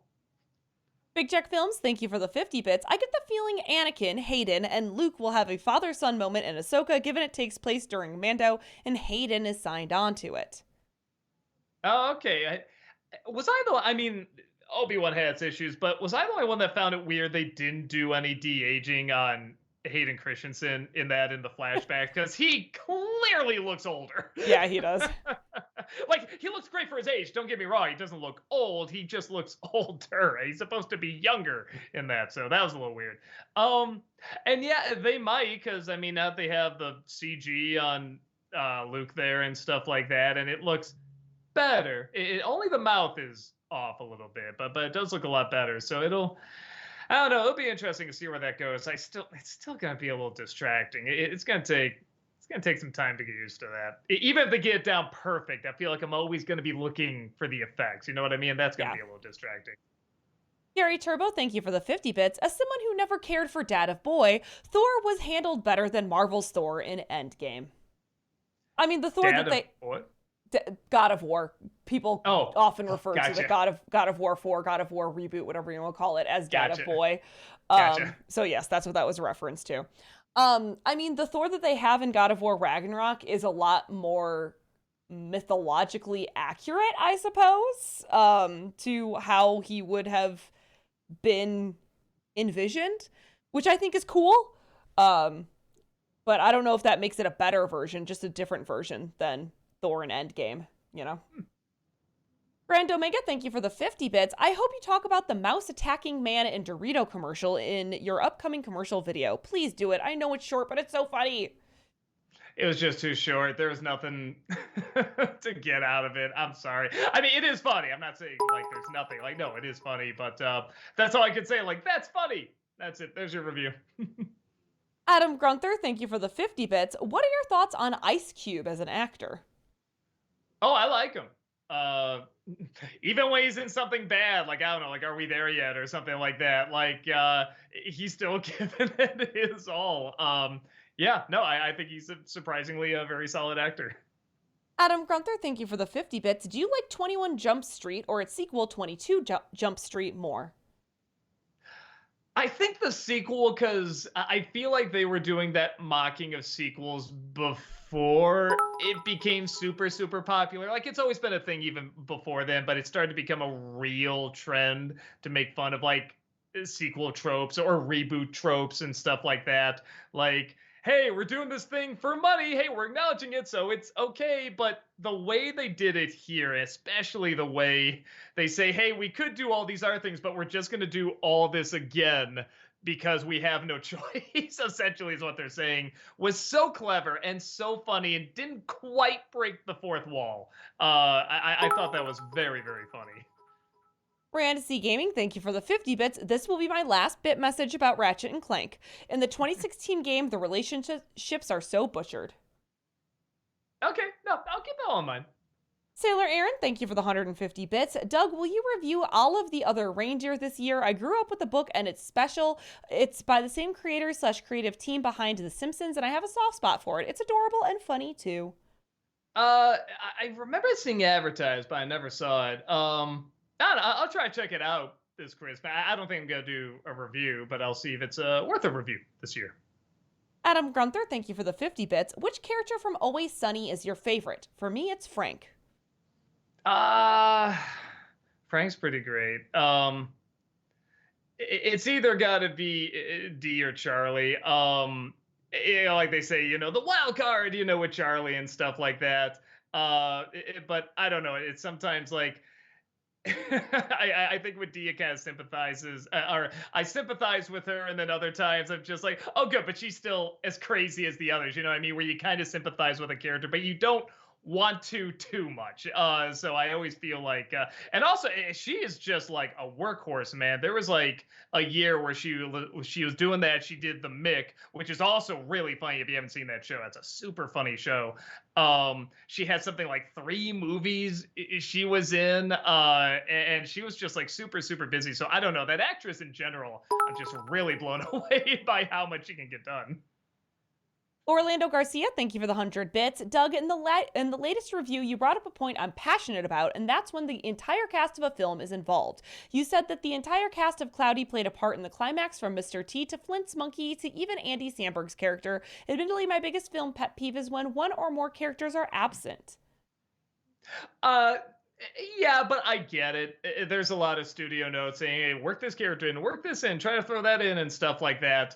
And it is, a lot of these things can be thrown in later, like even as you're like wrapping up the movie, they might suddenly be like, oh, by the way, throw this character in, or have this be at the ending and stuff. So it's understandable. But yeah, I feel like the whole idea of that movie was always going to be stuff you thought was a failure can become a success under the right light.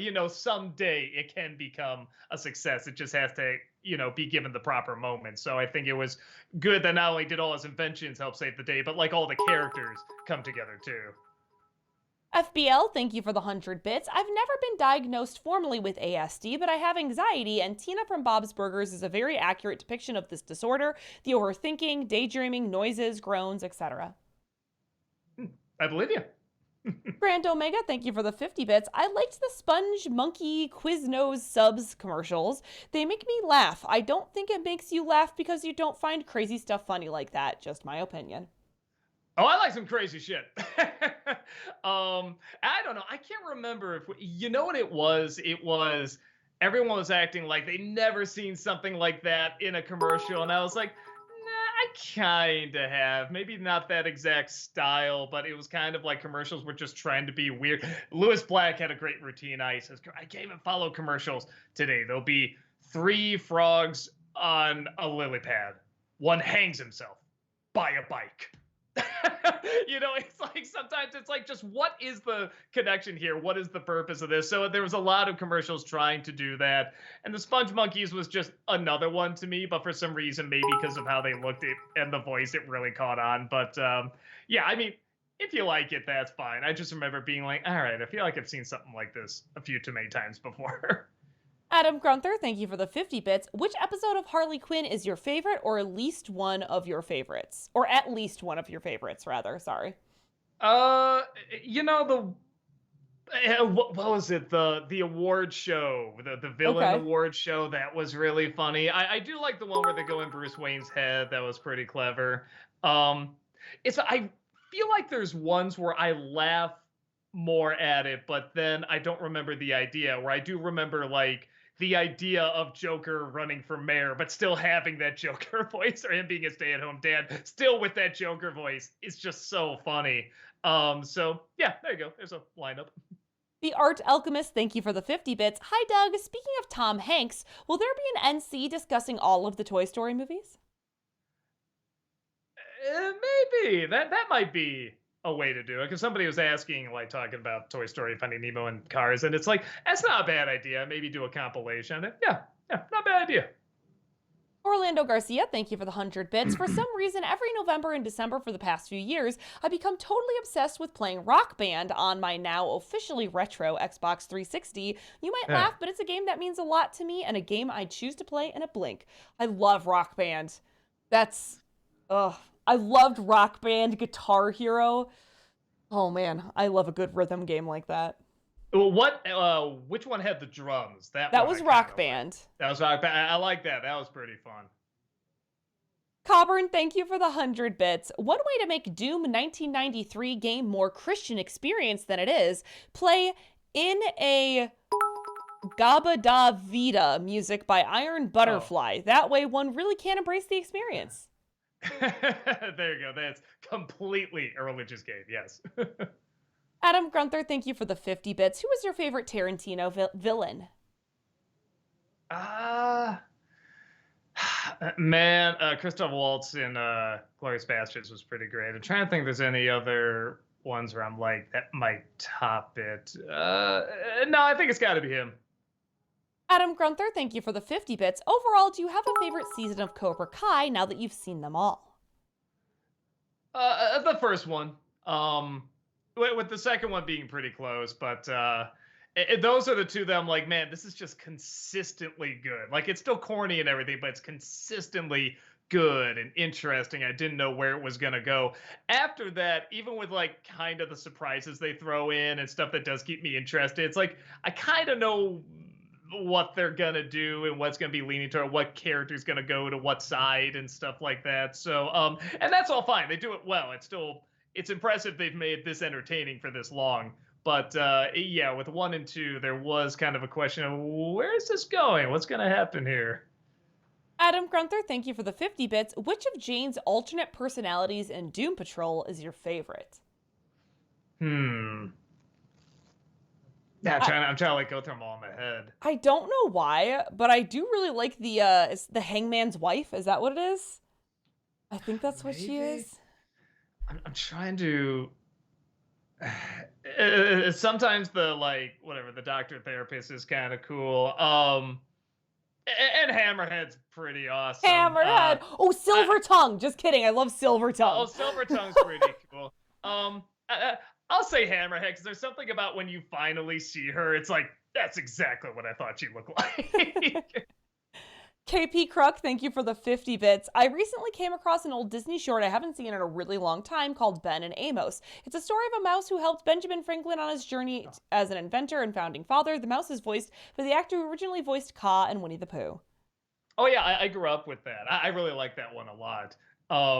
It's funny because we said Amos. I was just like seeing it spelled out. I'm like, oh, Amos, okay. Because in the cartoon they always say Ben and Amos, Ben, Amos. So I'm like I don't know this. I'm like, oh wait, yeah, that's clearly what that is. Yeah, is that on Disney Plus? I'm not sure. It's a good short. If anyone hasn't seen it. Adam Grunther, thank you for the 50 bits. What are your thoughts on the lesser-liked Chevy Chase vacation movies, European Vacation and Vegas Vacation? They're okay. I think European Vacation is funnier, but Vegas Vacation does have Vegas Vacation, I feel like, has like 6 really good jokes, and then everything else is very meh. But it's like, man, those 6 jokes are really good. Where European Vacation has like okay jokes and then like maybe 3 great ones. So yeah, I guess they're kind of on the same level. FBL, thank you for the 100 bits. That story reminds me of the episode of Third Rock where Harry and Tommy keep pestering a guy whose wallet they found because he didn't thank them. Yeah, it was based on me. I gave him the idea. Orlando Garcia, thank you for the 100 bits. Can I admit to something that might get me in heat? I've kind of wanted to watch Klaus on Netflix. I watched the trailer last night and it looked good, except for a certain someone that almost killed it for me, the mail carrier character. If there's one thing that ruins an experience for me, it's a dorky little hiccup slash Milo Thatch archetype we're forced to give a rat's ass about. He's a little closer to, this might help you. He's a little closer to like the Emperor's New Groove. He's kind of like a schmuck and a jerk. So if that helps at all. And to me, that's an archetype I'm kind of done with. And I've seen a lot in anime films, but it's done well. There's even like a liar revealed story in there that I thought was going to be bad, but it's handled very, very well. It's a good movie. I really should see it again, honestly. Yeah, I'll probably check it out again. Alan, thank you for the 100 bits. Hey, Doug, are you looking forward to the Disney movie Strange World? I really root for those movies to do really well, so Disney will do more original content instead of remakes and sequels all the time. Yeah, I mean, I'll say this. I mean, we had Buzz Lightyear come out, and I thought to infinity and beyond, and we're just on this boring, boring planet. Strange World, that legit looks like a strange world. That looks like something that's just its own unique design, and I want to walk through it. I want to see what everything does and stuff like that. So, yeah, at the very least, I'm excited for that. I don't remember anything else about it, like in terms of any of the characters or anything. So it's like, oh, I guess that's part of the experience, though. You'll be surprised. But yeah, the world itself looks pretty damn unique.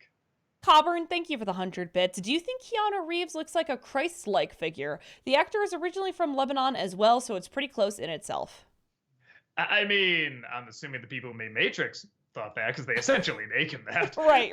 But yeah, I mean, sure, like a Christ who kicks ass. I'm down for that. Grand Omega, thank you for the 50 bits. I mentioned my age earlier, but I didn't mention that a lot of people think I was 17, 19, or just to be funny, 84. Curse this young body look of mine. You know, both have its advantage. I've known people that look older than they are and people that look younger than they are. Both have pros and cons. Adam Grunther, thank you for the 50 bits. What are your thoughts on the Harold and Kumar movies? Which ones did I see? I saw the first one, which I did like. The second one, I remember having a few funny scenes, but nothing that special. And then I think I saw the Christmas special, and yeah, I think it was like a mix of the two. It's like it's all right, leaning towards meh, if that makes sense. FBL, thank you for the 100 bits. Heather, since you used to be a teacher, did you ever have a moment where you were surprised by a pop culture reference that your students didn't recognize? Well, okay, I've told this story before. I once had an 8th grader, because I used to teach 6th, 7th, and 8th grade. I once had an 8th grade girl come up to me and inform me that she was really into this super obscure band from the 60s that her parents had just told her about. They were like super obscure. They're from Britain. She wanted to make sure I knew about the Beatles. You need to have Beatles awareness. I mean, none of people are talking about them, you know? Bless her soul. To be fair to her, all of her friends had never heard, like, most of her friends had never heard of the Beatles before, but, like, her parents had just introduced her to the Beatles, and she was like, wow, this rocks. Why does no one know about the Beatles? Everyone should know about the Beatles. And I was like, oh, honey, most of the world does. It's fine. I get it. It's great that young she got into it as well. That's really cool. I was obsessed with the Beatles when I was in like 6th, 7th, 8th grade. Yeah. Oh, was it? Oh, okay. For some reason, I thought it was like 3rd or 4th grade. Okay. Oh, she should know who the Beatles are. Yeah, no, she was an 8th grader. Come on. She was an 8th grader. Oh, shit. Oh, she should know who no. the Beatles are. Yeah. Well, her friends didn't. Again, to be fair, her friends didn't. So she really thought she was hitting me with something new. I'm thinking like this is like a little kid. Oh, she was an 8th grader. Now it's just weird. Yeah, she was an 8th grader. God bless her. Orlando Garcia, thank you for the 100 bits. Random question, Doug. What's your favorite species of bird? Owl, crow, vulture, kestrel? American eagle. No, actually, eagles are pretty cool. I don't know. Maybe like a raven or something like that. They're pretty cool. Or honestly, kind of have a soft spot for penguins. I just love the idea of these big, plump, huge things, and they can't get in the air. That's just so funny to me. Like they have these wings, and it's like these are useless. Misguided Ghost, I love that. They said, I teach music and had a student talk about Ariana Grande and some piano guy. That piano guy was Stevie Wonder. Aw. Adam Grunther, thank you for the 50 bits. Are there any book-to-screen adaptations that have been done a ton of times, yet you never get tired of them? And if so, what? I mean, I do and I don't. Probably Christmas Carol. Okay. It's like every time I see another one, I'm like, ugh. I mean, I'm still gonna watch it, but ugh. You know what I mean? Yeah. I guess there's a part of me that does wish, man, I want to see that definitive one. Like this is the one that hit every right note. But I don't think we're ever gonna get it. Maybe we shouldn't. The book is for that. You know what I mean? Yeah. Alan, thank you for the 100 bits. Is it wrong for me to say that my favorite versions of the classic A Christmas Carol are the Mickey Christmas Carol and the Muppets Christmas Carol? No, I love the Muppets Christmas Carol. You are correct. That is a great adaptation. And I love the Mickey one. I'm pretty convinced that if they had like whatever an hour and a half, hour 20 or something like that, they could have made that like a legit Christmas Carol movie and just like have it be one of the great ones, honestly. I mean, I still really, really like it, but like whenever I show friends it, they're like, this is really good, but man, when it gets to like the last third, the Ghost of Christmas Present, they're like, oh shit, we're here already? Wow. It's like such a leap because they only have whatever it was, like a half hour or whatever. So, but again, for just squishing that in a half hour, pretty impressive. The Art Alchemist, thank you for the 50 bits. For Christmas movies, will there be a future review on Olive the Other Reindeer? It's an early 2000s cartoon starring Drew Barrymore as a dog named Olive who tries to act like a reindeer to save Christmas. Well, someone else just recommended that. I never saw it, but I do remember seeing the ads for it. So I'll at least try to check it out this Christmas. I don't think it's going to be a review this year, though. FBL, thank you for the 100 bits. On the Rudolph the Red-Nosed Reindeer song, we can conclude that either there was never a foggy Christmas Eve before Rudolph, or that Santa just canceled Christmas Eve on foggy nights. Some nights kids don't get gifts, so, it happens. Adam Grunther, thank you for the 50 bits. Which strict Pixar parent was the most annoying, the grandma in Coco or the mom in Turning Red? Okay, so the grandma in Coco I actually thought was pretty well handled.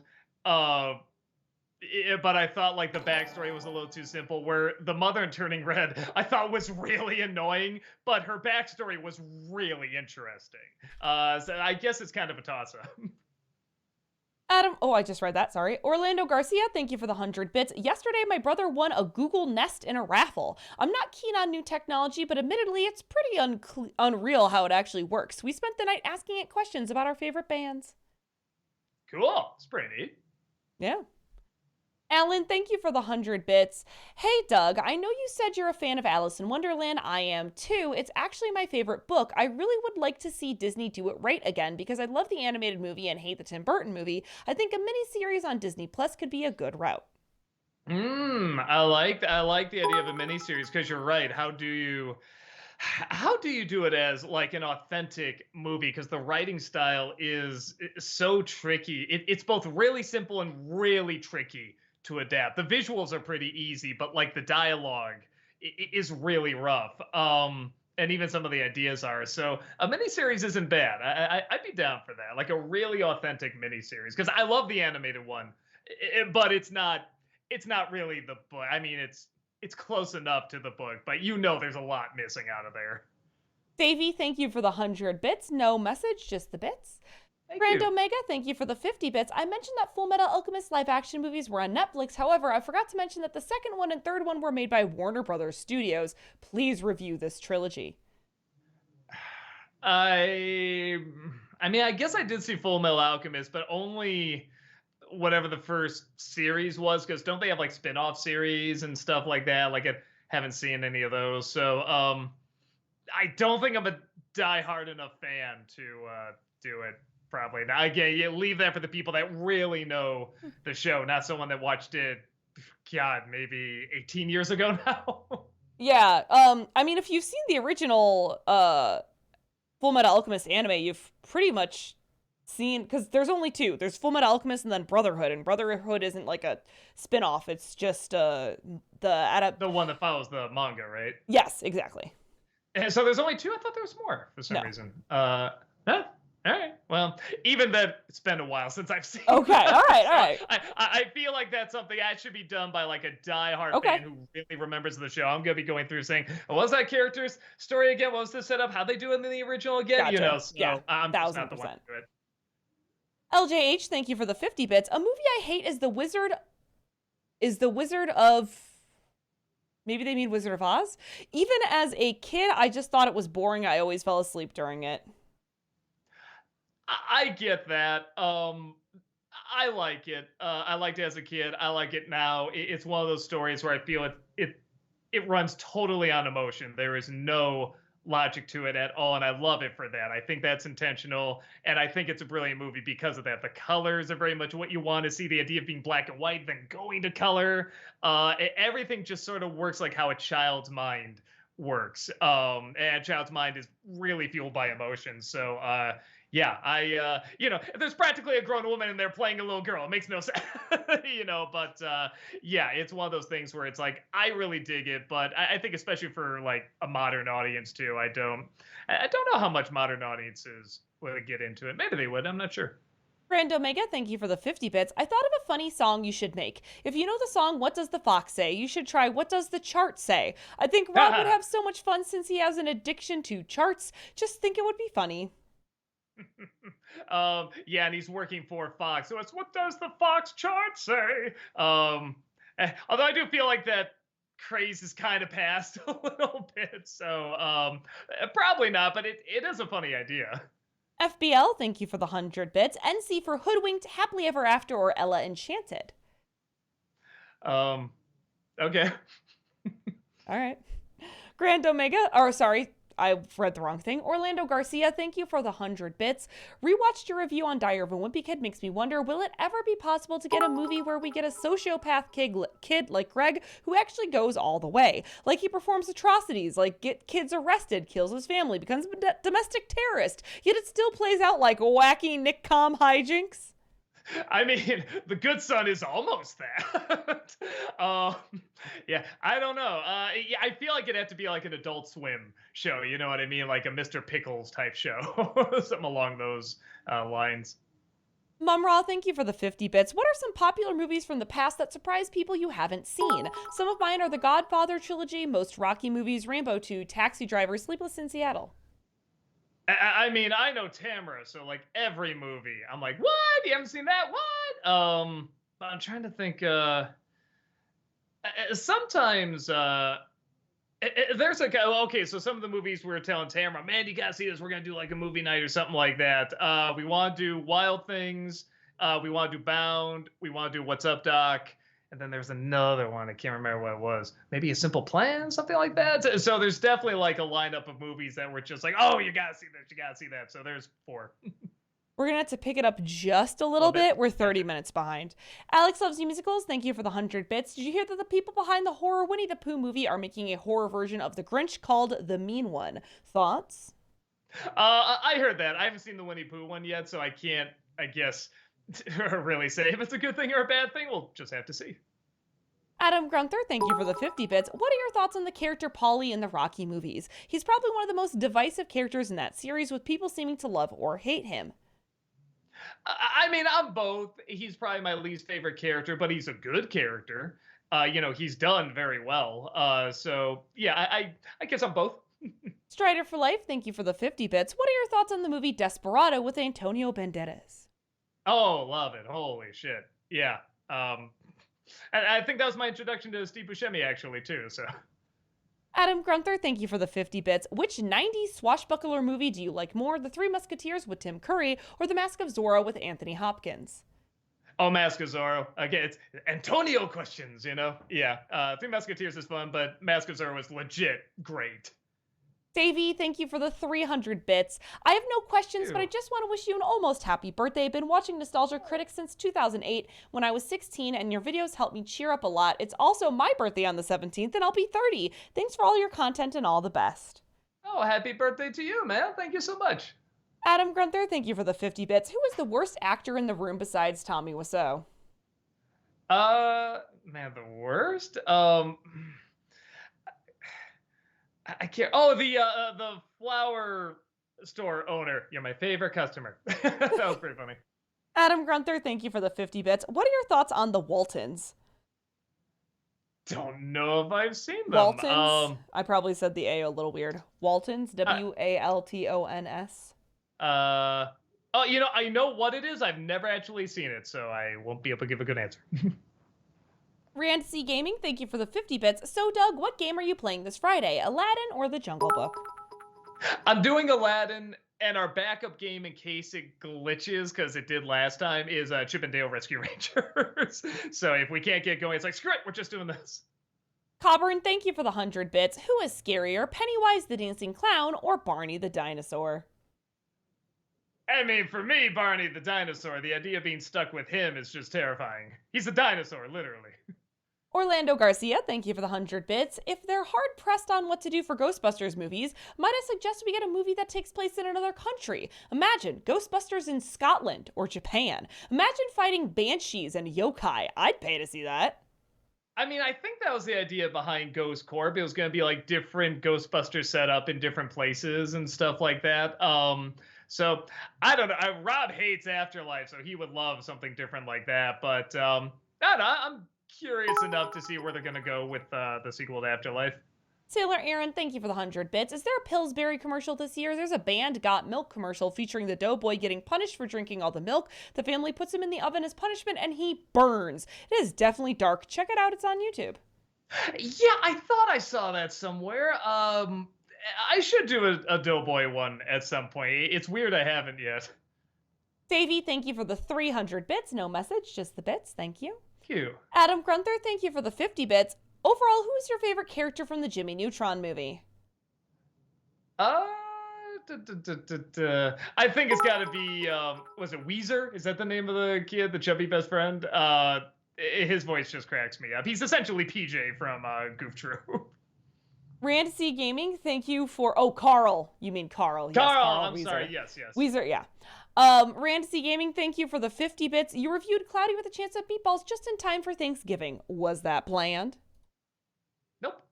But I'll take it and say that it was. Alexander, thank you for the 50 bits. Hi, Doug. Have you finished the last season of Big Mouth? If so, what are your thoughts? I had a couple of issues with it, but the final 2 episodes were really strong in my opinion.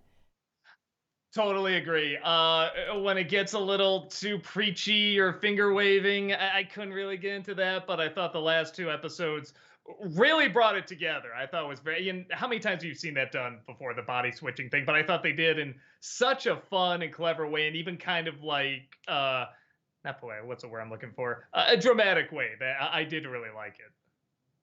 Alexander, thank you for the 50 bits. Hi, Doug. Have you finished the latest? Oh, I just read that. Sorry. Hewlett fan, thank you for the 50 bits. Does a film's length have an issue with you if it's really long?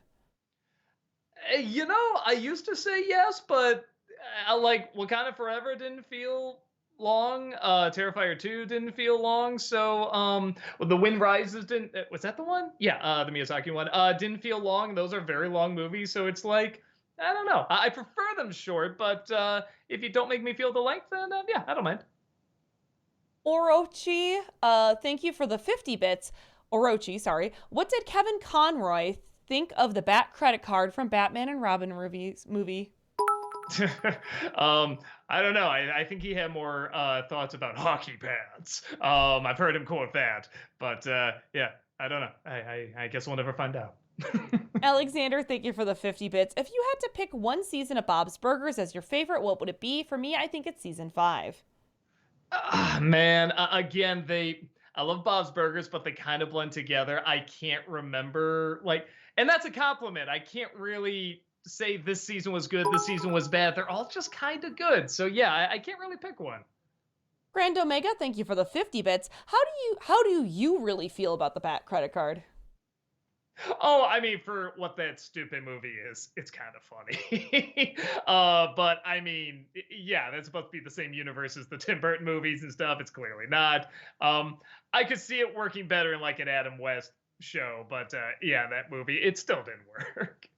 Adam Grunther, thank you for the 50 bits. What are your thoughts on Jane's personality Karen in Doom Patrol? I'm blanking on Karen. I'll I have think to. she's like the blonde one who's like super ditzy, energetic, maybe. Yes. Okay, you are right. I remember being okay. I think I remember there was a point where she was sort of taking over the body for a while. And she got a little annoying, but I still remember her being all right. Sailor Aaron, thank you for the 150 bits. Hey Doug, have you checked out the anime series Baccano? Has Rob seen it? I watched the first episode and I love the first episode. I'm currently watching it for the first time. It seems like an anime show for you guys and it's only 16 episodes long. I haven't. I'd be shocked if Rob hasn't. He's usually on top of his animes. But no, I haven't seen it. Adam Grunther, thank you for the 50 bits. What's a super funny scene in a movie you otherwise hate? For me, it's Mickey's Once Upon a Christmas. Odd choice, I know, but there's a scene where Goofy thinks he sees Santa on a roof and it's really just a burglar breaking into Pete's house. I hate that movie, but I always laugh when I think about that. You know, I like that movie, and that is the funniest part. I agree. That made me laugh hard. Man, I'd have to really think about it. I'm sure there is, but I'm blanking. Yeah, I can't think of it right now. I'm so sorry. Adam Grunt. Oh, I just read that. Sorry.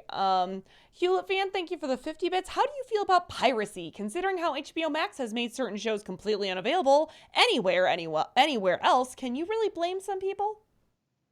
I mean, I'm not gonna lie and say I've never done it before. Yeah, of course I have when I was younger and stuff like that. But there is a part of me that's always like, man, if I can do this the traditional way, pay for it and stuff like that. Even when I have done it, I try to make it up in some way, like get money to the company in some way. And I know that probably doesn't, balance out or anything, but uh, yeah, you shouldn't do it. You shouldn't. I get we've all done it at some point, but it's like we shouldn't. It is an issue.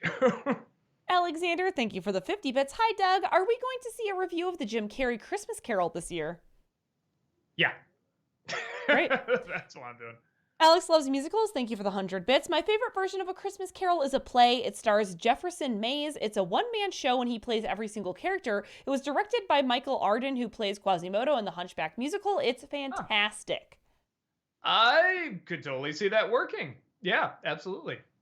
Adam Grunther, thank you for the 50 bits. In the original story for the Simpsons movie, Hank Scorpio was going to be the villain instead of Russ Cargill. Seeing how Albert Brooks voiced both of them makes too much sense. Would you have wanted to see that, or did you like Russ as a villain? I would have liked Scorpio in there. Absolutely. That's all I was thinking. I was like, well, why didn't they just make this dude Scorpio? So yeah, I wonder why they changed that. I'm curious.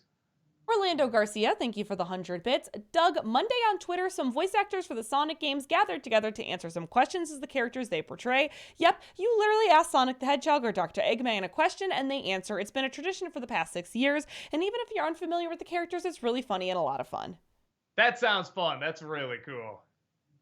The Art Alchemist, thank you for the 100 bits. I don't know if you would do this in the future, but would you ever do a review on the biopic about McDonald's, The Founder, starring Michael Keaton?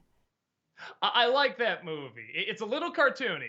That bothered me a bit, but I do really like it. I don't think I could do an NC on it, but I do recommend it. It is a good flick.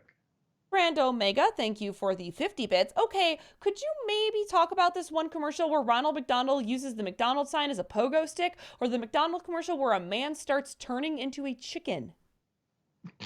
I don't think I've seen those. I will try to check them out. Adam Grunther, thank you for the 50 bits. Which Norman Lear show do you like more, All in the Family or The Jeffersons? All in the Family. Jeffersons is very good, but I feel like All in the Family was a little bit more like revolutionary. FBL, thank you for the 100 bits. I didn't understand your response to my question about NC for Hoodwinked Happily Ever After, Ella Enchanted. Oh. Was that a yes? Yeah, one of them I literally just shot last night. So yes, they are happening. Crushed Level, thank you for the 50 bits. Hey Doug, have you seen the cringy Burger King Baby Got Back commercial? Something to think about for this year's commercial review. Boy, have I? It sounds familiar. I'll check it out for another special. I'm already done editing this year's, but I'll check it out for another one. The Art Alchemist, thank you for the 100 bits. Are either of you a fan of American Dad? And if so, who's your favorite character?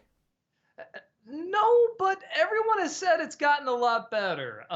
So maybe I should check it out. But yeah, the first like whatever 5 episodes I saw, I just went, just another Family Guy. But a lot of people say it's pretty good now. I liked it more than Family Guy. I always liked Roger the Alien. Yeah, that's what people are saying. So it's like maybe I should give it another chance. Dothaka Gaming, thank you for the 50 bits. Any plans to do an NC tribute to Kevin Conroy? I can't think of anything I would add that everyone else isn't either already saying and saying so much better than me. So I don't think there's anything I can do. I think people know how much his acting has really meant to all of us as Batman fans. Alexander, thank you for the 50 bits. Something I like about Bob and Louise's relationship is that even when their connection isn't at the forefront, the series still drops occasional hints to remind viewers of their bond. Like when Tina and Jean both tell Bob they love him, and Louise says, "I love you for real, not like these posers." I agree. It's very organic and very natural. That's one of the reasons I like it so much. They just weirdly feel like a real family, and real families are weird when you really get to know them. So it's like there's no facade they're trying to put out there. It's just, no, this is the weird things that happen, behind the scenes when you're not trying to act, professional or, debonair in front of your friends. All right, and that's it for the bit messages. We may have time for Alrighty. a couple of highlighted questions here. Cool. J Star Otaku says, now that Wakanda Forever is out and Phase 4 is done, not counting the Guardians Holiday Special, maybe, what is your favorite thing and least favorite thing to come out of Phase 4? Oh, it's gotta be No Way Home. It's my favorite. Least favorite? Let me think. What was? I guess I Probably never the did see Hawkeye. Eternals. Are we talking about movies or shows too? I mean, I would assume we're talking about movies too, because it's just MCU Phase 4. Yeah, that's true. I guess I'll say Eternals. Simon, thank you for the 100 bits. Good day to you both.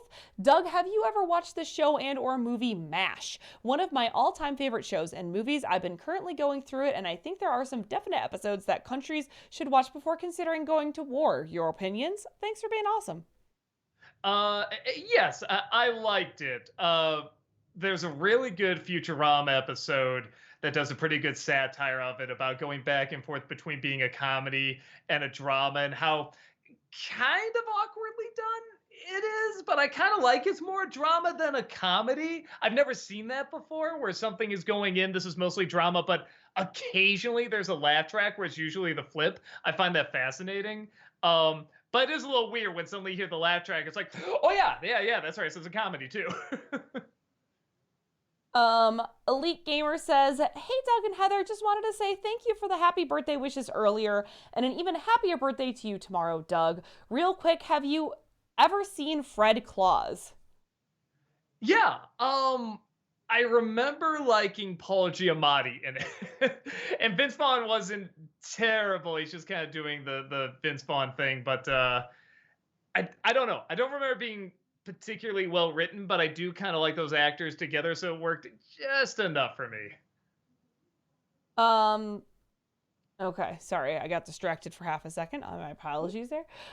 Power Gamer says, in honor of Weird releasing, what are some of your favorite Weird Al parodies? Mine are TMZ, The Saga Begins, and Party in the CIA. What's the one where I think I really became aware of him was probably the Jurassic Park song and the stop motion and stuff like that, because I think I saw UHF before I saw any Weird Al music videos. So knowing he also did that was like, what? He also does that? Of course, that's what he's more known for. So that will always hold a special place in my heart. I think I started doing stop motion after that as well. I just thought that was like a really cool thing. I was obsessed with Jurassic Park at the time, so I'll say that. All right, cool. And I think that is going to be it for us today. It is 8:01. Thank you all so much for joining us here today. As usual, we always appreciate seeing you here. We do have content here 6 days a week. Tamara will be back on tomorrow, continuing more of her Resident Evil 4 playthrough.